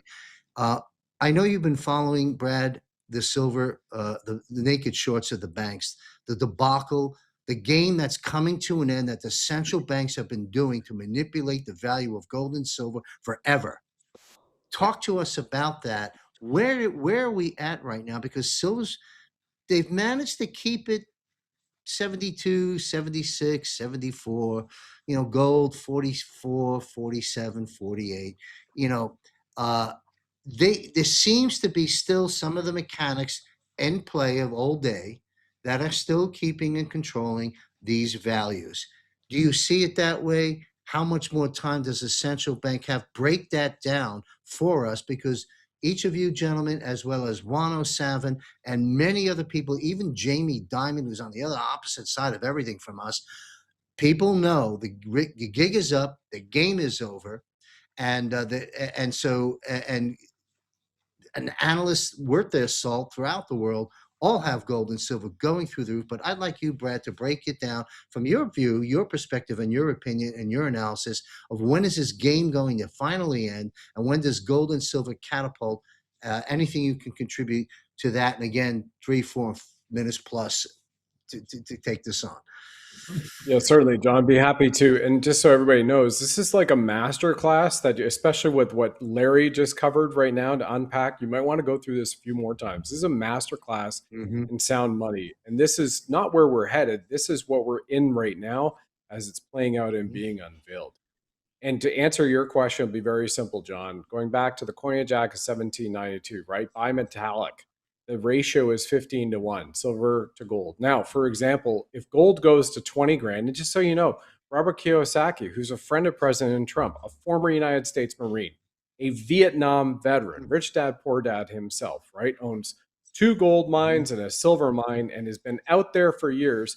And 3 years ago said that you should anticipate gold and get ready for it to go to $27,000 an ounce. Okay, fine. Well, that's what he said, and I totally believe it is going to get there. But again, it doesn't have the industrial requirements as for what you guys have alliterated here.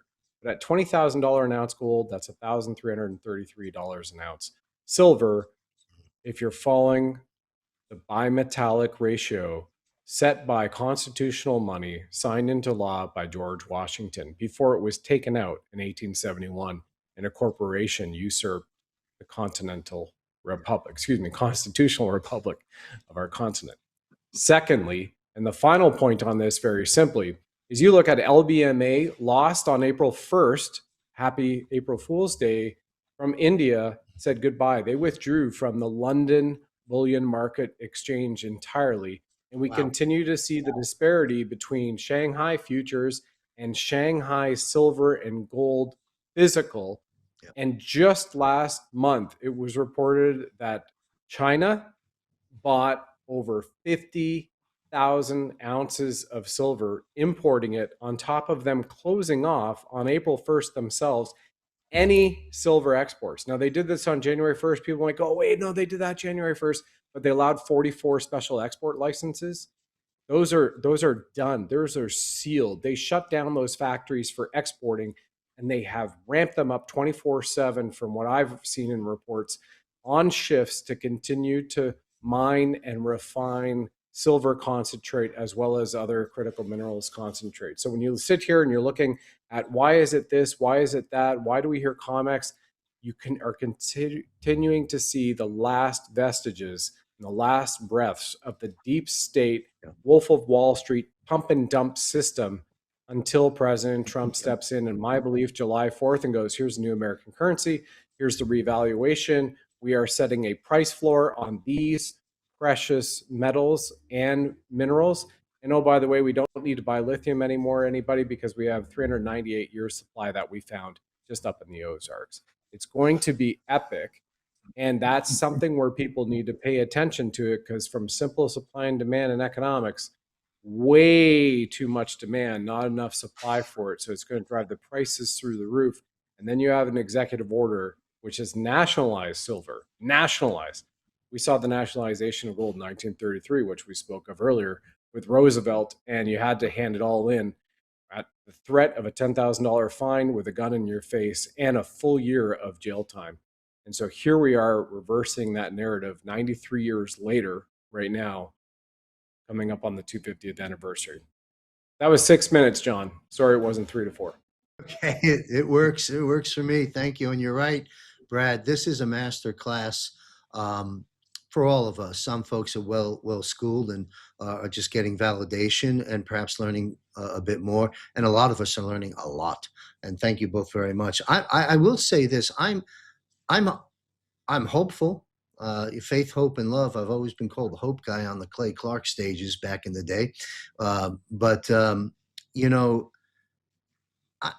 and I understand the press release from the Treasury about March 26th with Trump's new signature, and all the narratives put out there by the president and by Dan Scavino and by Scott Bessent.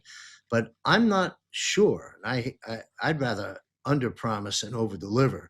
I'm not quite sure that we'll be in a new currency on July 4th. I don't see that yet. I hope so. It makes all the sense in the world. All the dots are there to connect. And certainly the president has alluded to, this 250 being something special.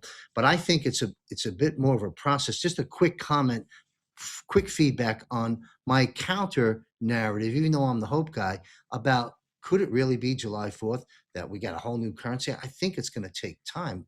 Quick comment, Brad, before we go to Larry. Quick comment on my feedback. Well, yeah, why not? I mean, look at 1913. They just put something into law and Christmas Eve and went, okay, this starts now. And the way that they finally forced it to everybody after they did their pump and dump 1929 rigged stock market game and put everybody into the depression of the 30s, they didn't have the printing presses and the reach that they had now for everybody And this has been building up. I mean, we have reports of people at banks that have been trained for almost 4 years at certain banks and credit unions in different countries and nations around the planet, in particular in the USA, that are under strict NDAs. And some of the people you've had on the show have mentioned that they know those people too, John. So Yes. why couldn't it just be, here's the announcement, We could. here's the unveiling of the new currency, and over the course of the next year, you just show up to your credit union, because we're not going to go over to the deep state certain banks anymore, and you just do their No, swap. we're not.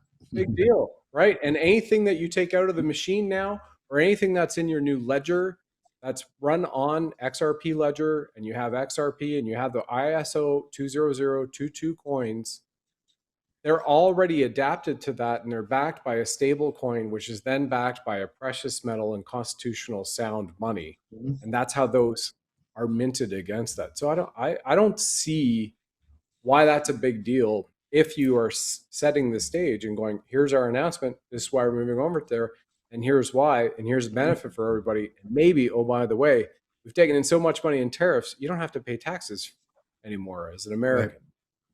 That could be amazing. Yeah, listen, Brad, I agree with man. you. All the pieces are in place. There's no question about it. We're still stuck in the old system, but all the pieces are in place. And if you're saying the trigger date, at least on the aspect that we're discussing right now, is July 4th, I hope and pray that is accurate and it's logical. And you're absolutely right that it could be just like that. And let's hope and pray that that happens on July 4th.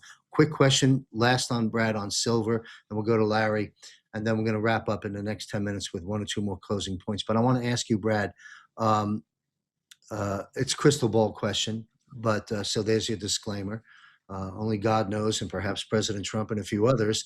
But I ask you, Brad, do you think the breakout, the chains are off, the naked shorts, all the elements that we've just spoken about, the price point of silver and gold, do you think the game's over, the catapulting growth, let's say silver's going to go north of 120, and then north of that, and gold's going to go north of 5,000, and then a little bit north of that, and north of that. Does this occur in Brad Wozny's crystal ball before the end of this calendar year? 100%. And I'll tell you why. It's backed up by executive orders and the fact that we know. Once again, I've been doing shows with Derek on our Where We Go On We Go all weekly for almost 3 years. We had the F-16s flying over our heads that Juan sent in Cheyenne, Wyoming. National Command Authority or President Trump are the only ones that can allow that and authorize that, everybody. So I say absolutely, because if you believe in the executive orders and you believe in the laws and the orders and the Constitution and what President Trump and the White Hat plan has been for decades in bringing this along, then by virtue of that belief and knowledge, you should know that the banking systems are under that control, because Treasury took under the Federal Reserve. And now we also know about the clones that are playing their parts, especially with what's been going on over in Gitmo on your other show.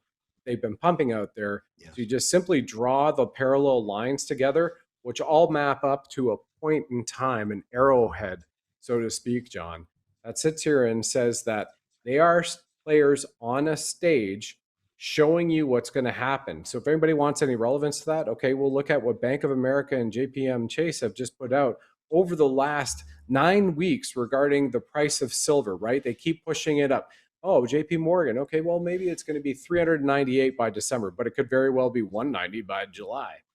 They're prepping everybody for this shift and putting it out there, and they're not being reeled in, because there's no way those who are buying into the XRP ledger, the ISO 20022, the shift happened in November of 2025. All the banks had to be compliant at that point in time.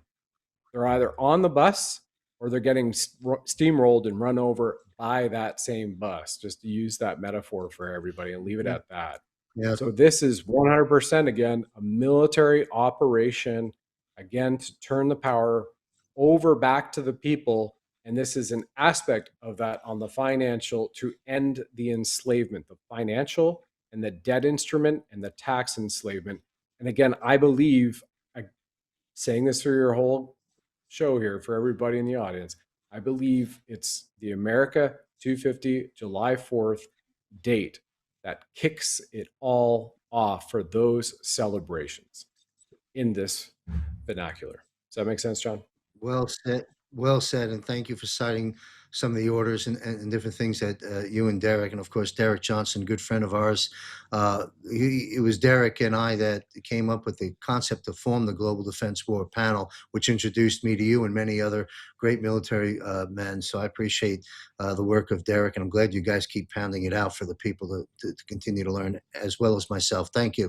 We're going to conclude.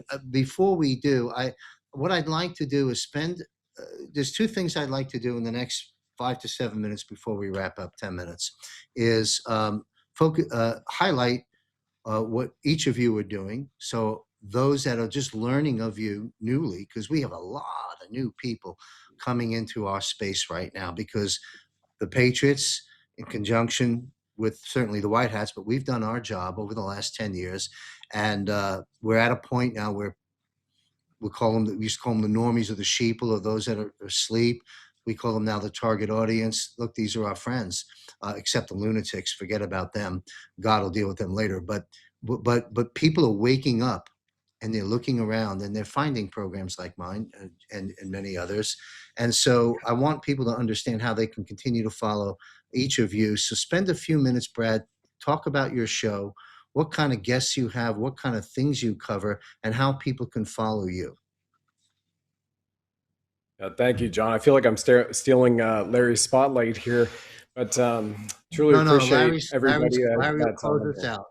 He'll have his time. I know. I get that. As a matter of fact, in about 5 days, you'll be on my show. We're going to be doing the Soul Speak. So I still don't even have a website, and coming up on 4 years this May. So just a matter of a few hours, I'll be clicking over to 4 years doing the Sovereign Soul show. Rumble took down 35 of the videos, I guess, for misinformation. But that was in the early days. But you can find me at rumble.com/C Charlie /The Sovereign Soul. I know you have the links here. I'm a contributor to John Michael Chambers and JMC Broadcasting. But I've been talking about anything ancient, current, and quantum. That's kind of the leap here. The whole focus, though, is on our ethos, as it states, is love, levity, and liberty. So every topic, every guest, we have to tie back to that from a global perspective. So I don't always focus on a Canada issue, an America issue. We go all across full spectrum. And I have several different types of series on the Sovereign Soul show, from Warriors of Wellness to Soul Speak, living from the art of your heart, which is, you'll be on with me next week doing that, John. We have other ones, Starseed Children, speaking about that. And then just general topics where we go all weekly. And as mentioned, Derek and I have been doing that for a long time. We're on a bit of a hiatus on that one right now. And expanding that sovereign media engine to everybody, because full blown, we are a soul that is in your body. Your body is also part of your soul. And I got the download from Source God a number of years ago that soul is an acronym, as we military types like our acronyms, right? For sound of unlimited love. And it has to get back to love. That is, again, the cornerstone of everything we do on the show. And it's righteous anger because it stands for the children. And I started the show seeing what they did to us at the Freedom Convoy and sat there and went, how can we prevent this from ever happening again? And this is my weapon, is words and love, and bringing on incredible guests, heroes and heroines across all different topics and industries, and speaking about things from free energy, which even when I had a guy on 2 years ago, people said, this is crazy, it doesn't exist. And he showed it, and he had light bulb from the air, and light bulb he put into his cup, and it lit up, and he put it into a light socket. We did it all live, and some people thought it was before AI 2.5 years ago. Everybody remembers those times, how fast we're moving. And it was true. And here we are right now, at a precipice of a time, in ascension for our new earth, rising into a tier 1 civilization where you will have no need or no want, because you live in abundance, peace, and prosperity with a set of divine natural laws gifted to us by our God creator, the great omnipresence of divinity, to do no harm and to do everything that you can to enjoy your life that contributes to the rest of the people around you, whatever fashion that might be, science, mathematics, you name it. And that's what we're all about, John. And it's a distinct pleasure to have people on the show and be on other people's shows. I think I'm at 1,250 or 1,300 shows now, and meeting people like Major General Valley and Lieutenant General McInerney, the producer for them at Stand Up America US Foundation. And who knew that I would be their producer? And I have a live stream with them tomorrow morning as well to catch up on those two incredible men who are literal national treasures in my book, who are part of the 200 generals that President Trump said and turned around to Hillary Clinton. Everybody remembers that on the campaign. She goes, well, you and who, what army? And he goes, I have 200 generals. You should be in jail. Those incredible men and the sacrifices and the people around them, like real Mary Fanning, and everything that they've been doing to return America to a sovereign nation and return it to a nation under God and be the pinnacle on earth for everything that's meaningful in our lives, for our children, and then also for us to move forward in the pursuit of happiness. And thanks for your time. Thanks for listening to me drone on, everybody. Appreciate it. No problem. We're very valuable and very engaging. A couple of quick comments. We'll go over to Larry in a moment. Yes, say hello to the two generals. I've interviewed General McInerney on the Conversations of Consequence, and both General McInerney and General Valley, years back, 2020, when they stole our election, I had both of them on several times when I was a host in the early days of American Media Periscope when J6 was unfolding. And so say hello to the gentleman for me and wish them the best. And Mary Fanning, I had Mary Fanning in the Conversations of Consequence way back when she dumped the hammer and scorecard on us all. And these are great people. I love your acronym for SOUL. What was that again? Sound of Unlimited Love. That was a download God gave me. Perfect. Sound of that's Unlimited Love. I love that. Very nice. Thank you, Brad. Stay right there. We'll say goodbye to you in a moment. Larry, I want to make an announcement to the public, and we've produced a 90-second promo, and we've put it out on Rumble, and you can look for it on there. But, better than that is this. We have Larry right here. Restore the Republic is the title of a dedicated page on jmcbroadcasting.com, just launched this week. Why don't you describe it? You can describe it much better than I, Larry. But Larry, go ahead, Larry. Take it away. What is Restore the Republic going to be about? What are you doing? How can people follow you? How can people pick up your materials and so forth? Share all this with our viewers, please. My journey is different than most people's. I look at Brad and I say, Brad's connected. So if you want to get sound information that's coming from the sources on top, Brad's your guy. That's not what God put me here for. I died in 1968, and God said, you're going to study for the rest of your life. You're going to travel all over the world. You're going to be in a number of strategic positions, because what I'm going to give you can't just be intellectual information. You have to live it, and you have to see it, and you have to be able to unravel it, and then you're going to do something that very few people out there do. So what I bring to the table that's somewhat unique is I've been preparing for 57 years, and God gave me a near photographic memory. So what I learned back 50 years ago, I can remember. The things I studied, I couldn't understand why God was having me do them. He says, you need to read geology, anthropology, sociology, climatology, on and on and on. You have to study history. You have to read the Quran cover to cover, because basically all of those things are going to come together at the end to do what? To open the people's eyes so the truth can set them free. And he said, your assignment is going to be a long one. You're not going to come out. You're going to be brought out at the very last moment, because if you come out prematurely, the message will fall on deaf ears. And so basically I'm reaching that moment now where it's the appointed time when God said, I will remove you from the cleft of the rock, when the world is at the most critical tipping point it's ever been in. And I think we're there. And I want to go back and say, the only other time in history that I think parallels where we're at right now was when we were trying to form our Constitution, and the big states and the little states couldn't come together. And Benjamin Franklin stepped up and said, we can't do this. Benjamin Franklin says we have to pray to God for guidance. And then every time that session commenced, they prayed to God, and we got our Constitution, and we got our Declaration of Independence, and we got all the rights that were put into our government. And it's a government that was said was not written by the laws of man, but based on the laws of God. And so now with that, what I do that's different is God told me to store all that information, and I would be able to see the puzzle pieces that few people can see. And in everything I do, I'm not looking at intelligence coming from other people. I'm looking at the 50,000 foot view from the top looking down, where I can see all the puzzle pieces. And because I've studied so many diverse things, been in so many diverse jobs, been in so many critical places at critical times, I have the ability to put those pieces together so that I can do just exactly what God said.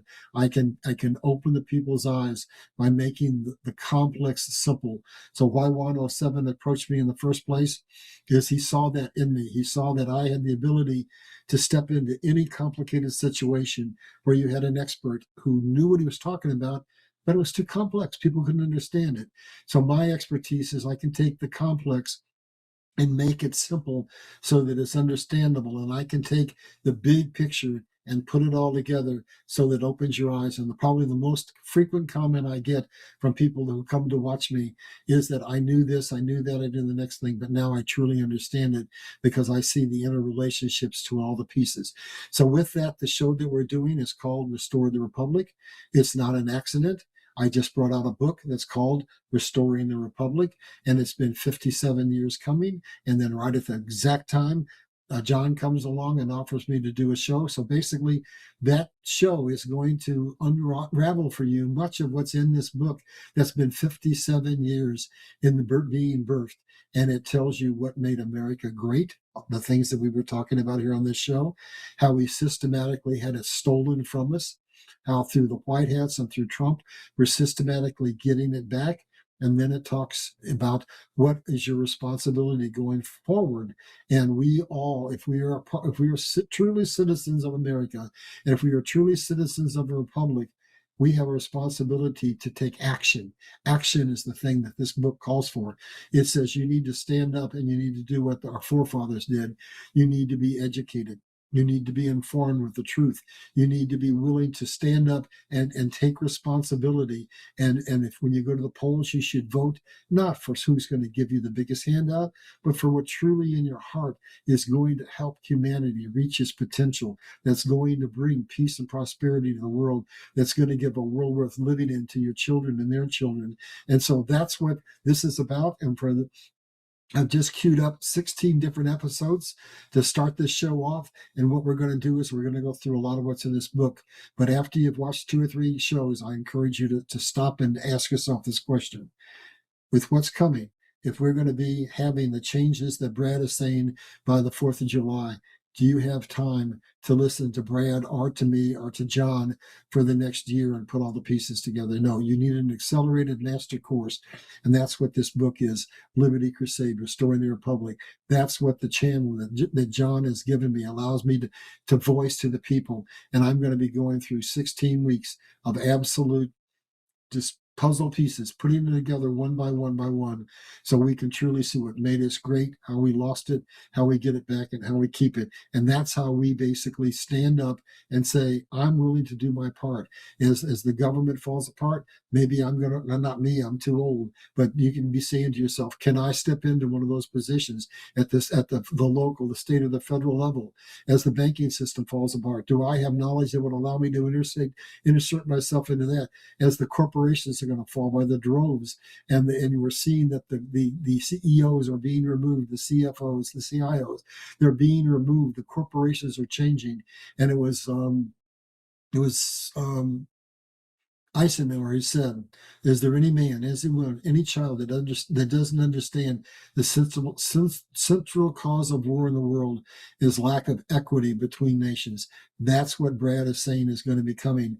That's what we're going to be faced with, the opportunity to live. And so with that, the other thing that's happening very quickly, I just brought my own channel out just a few months ago, because God said, no, you come out at the end, at the very, very end, because the message you give is going to be powerful, but it's going to be short-lived.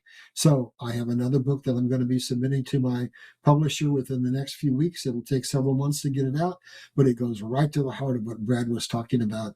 And I refused to write that book for 3 solid years, because I said, God, I'm already coming against all the politicians and the corporations and all the powers to be. And now you want me to come against the church and call the church nothing but dogma that has kept man from realizing their potential. So that book will be released sometime this year, and it's called Liberty Crusade, because it's a series putting the power back in the Bible, and it discloses everything that Brad was talking about. We're souls, we are divine beings, and we can, with the right mindset, do anything that Christ did. He said, these things that I do, you will do in greater.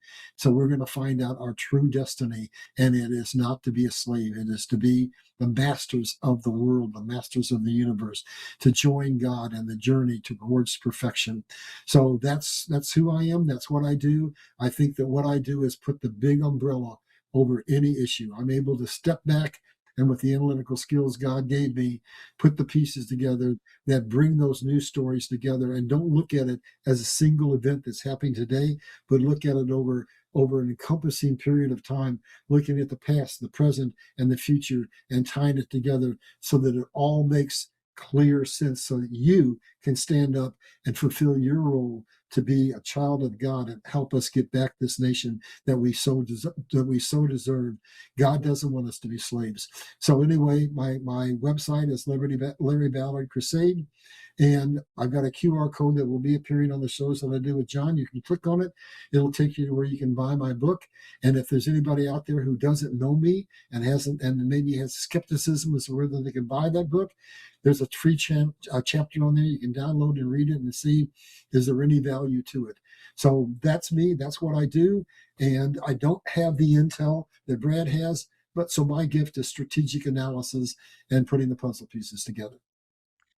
God has used all of those that are willing to listen and act at this time, unbelievable time in history. And we bring our innate gifts, talents, and abilities to the table, and we put our best foot forward as soldiers of Christ on the battlefield earth. Mhm. And that's what we're all doing. And I thank each of you gentlemen very much. I want, like my producer, as we close out the show, put up the page, if you will, Restore the Republic, Larry Ballard at jmcbroadcasting.com. Here it is, folks. Go to jmcbroadcasting.com. It's a little skinny right now, the page, because it's just launched.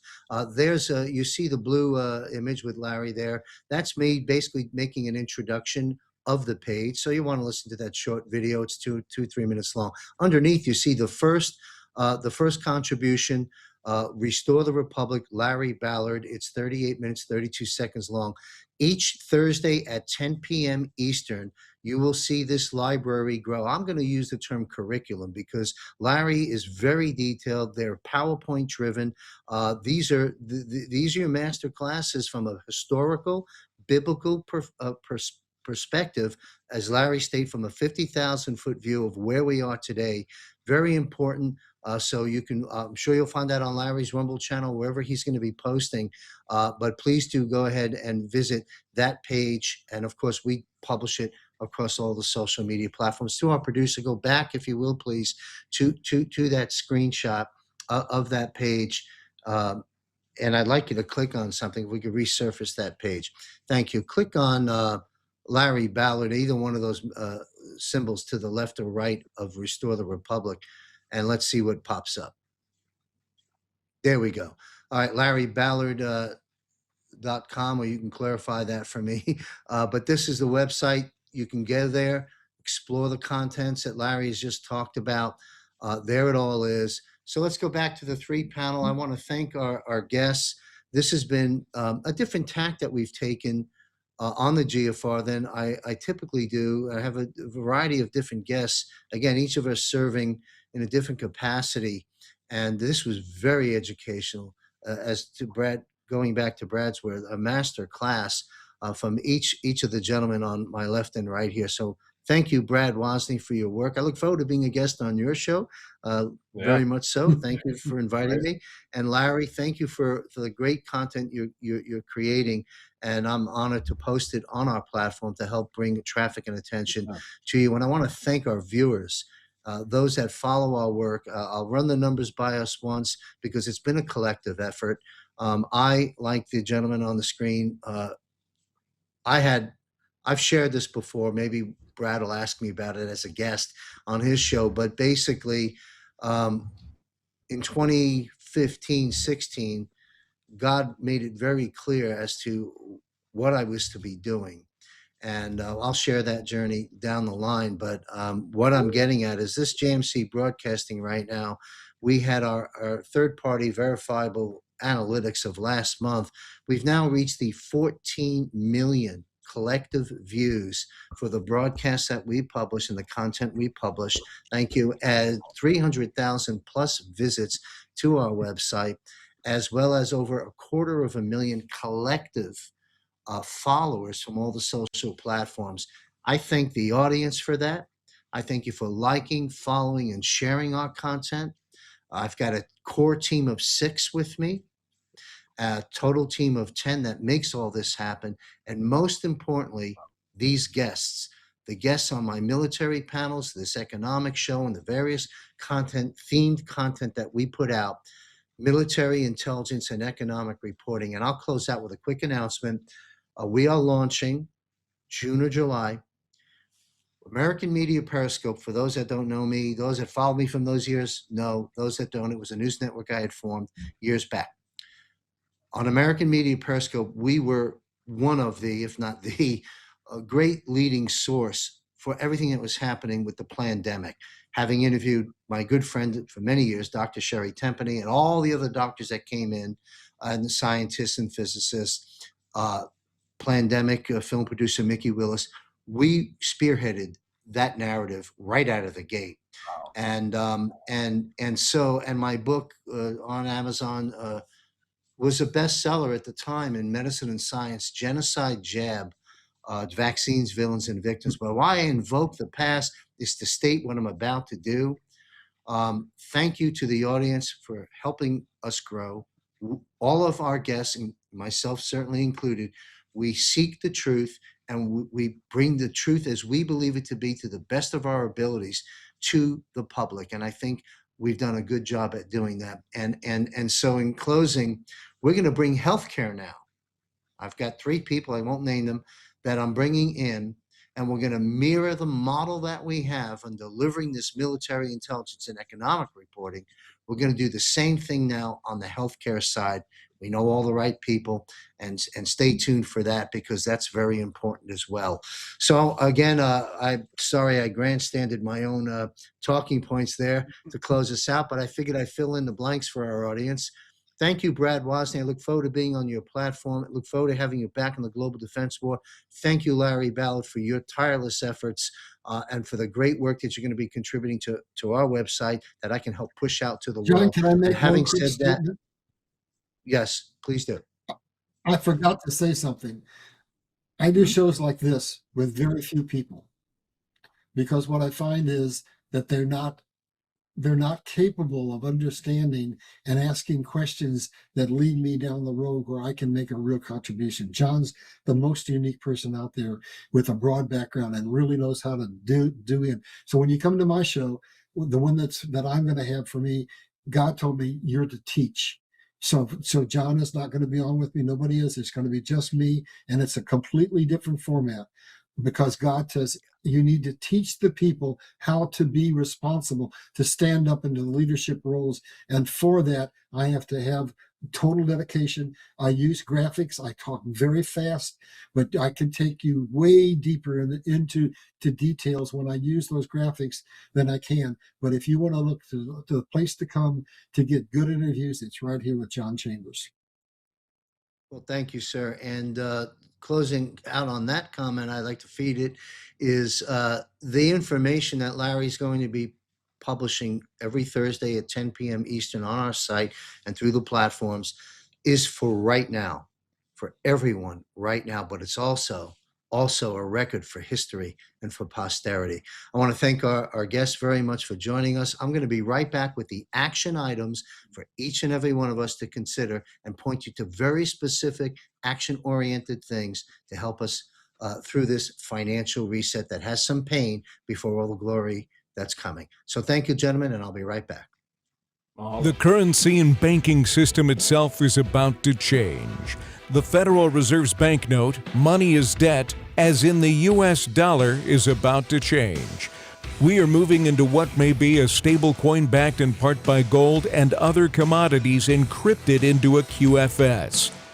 Do not confuse this with the central bank digital currency of which President Trump has spoken out against.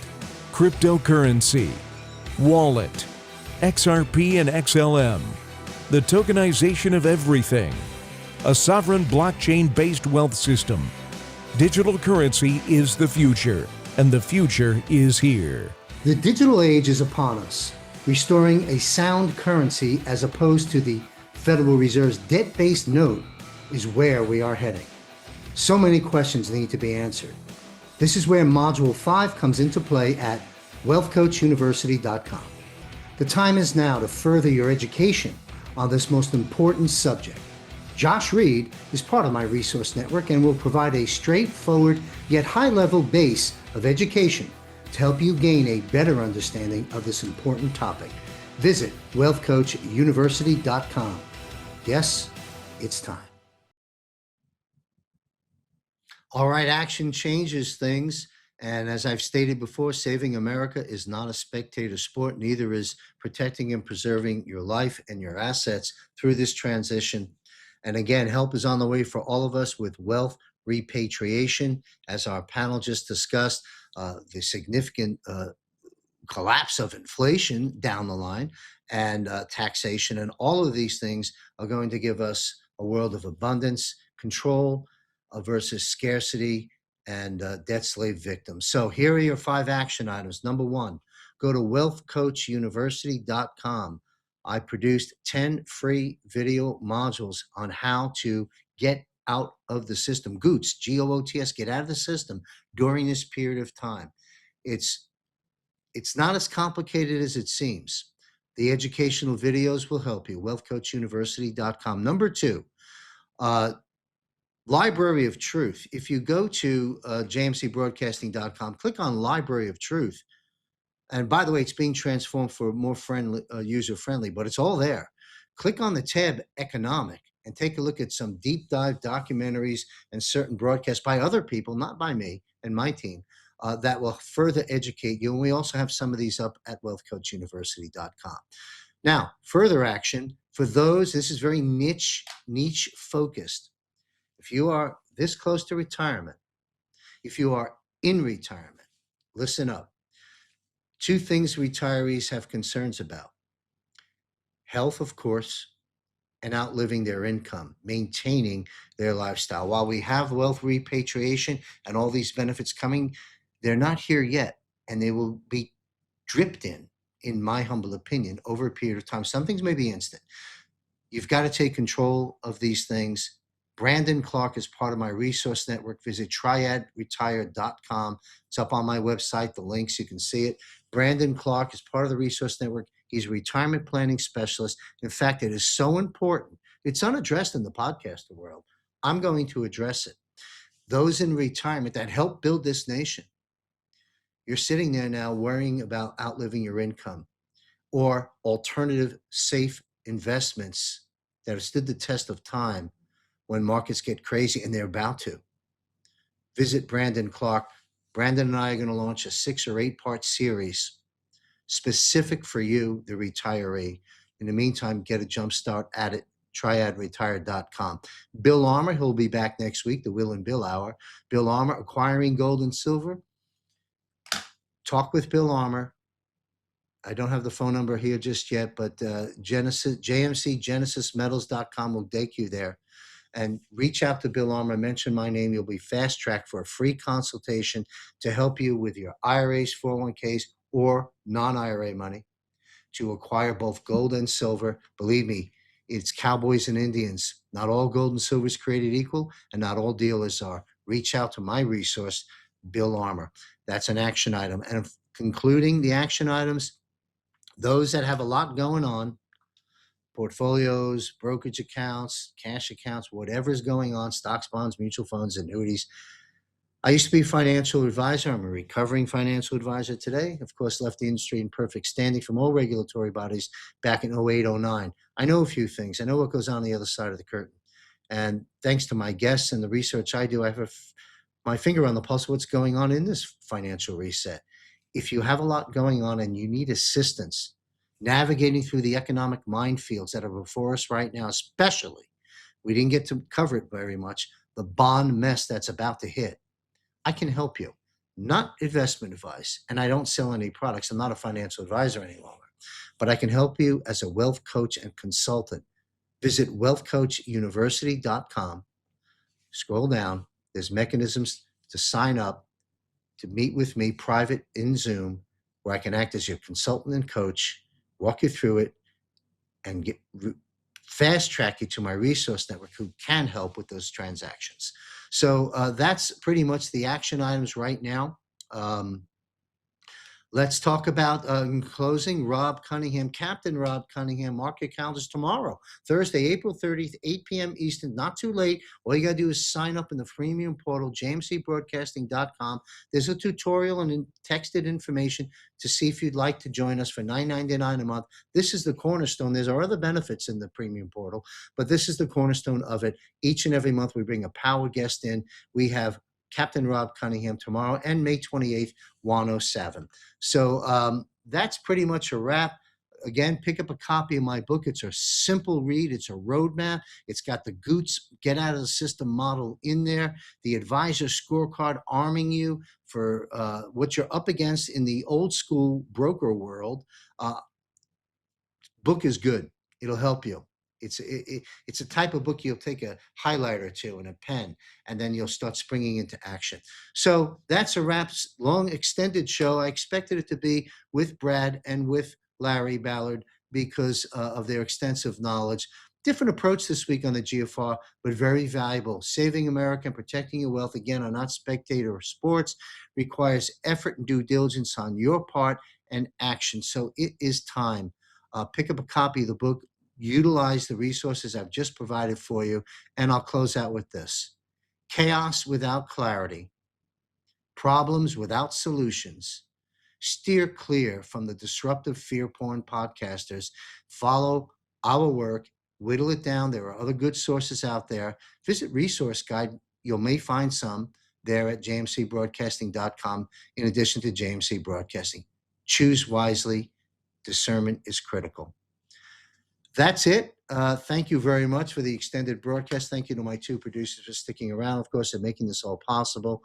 Stay safe, everyone, and follow all of our programming. Our military panels, we're publishing Global Defense War, just recorded. We're publishing it Friday at 6 p.m. Eastern. An unbelievable episode you want to listen to. So thank you for following, sharing our work. Stay safe, everyone, and may God be with you.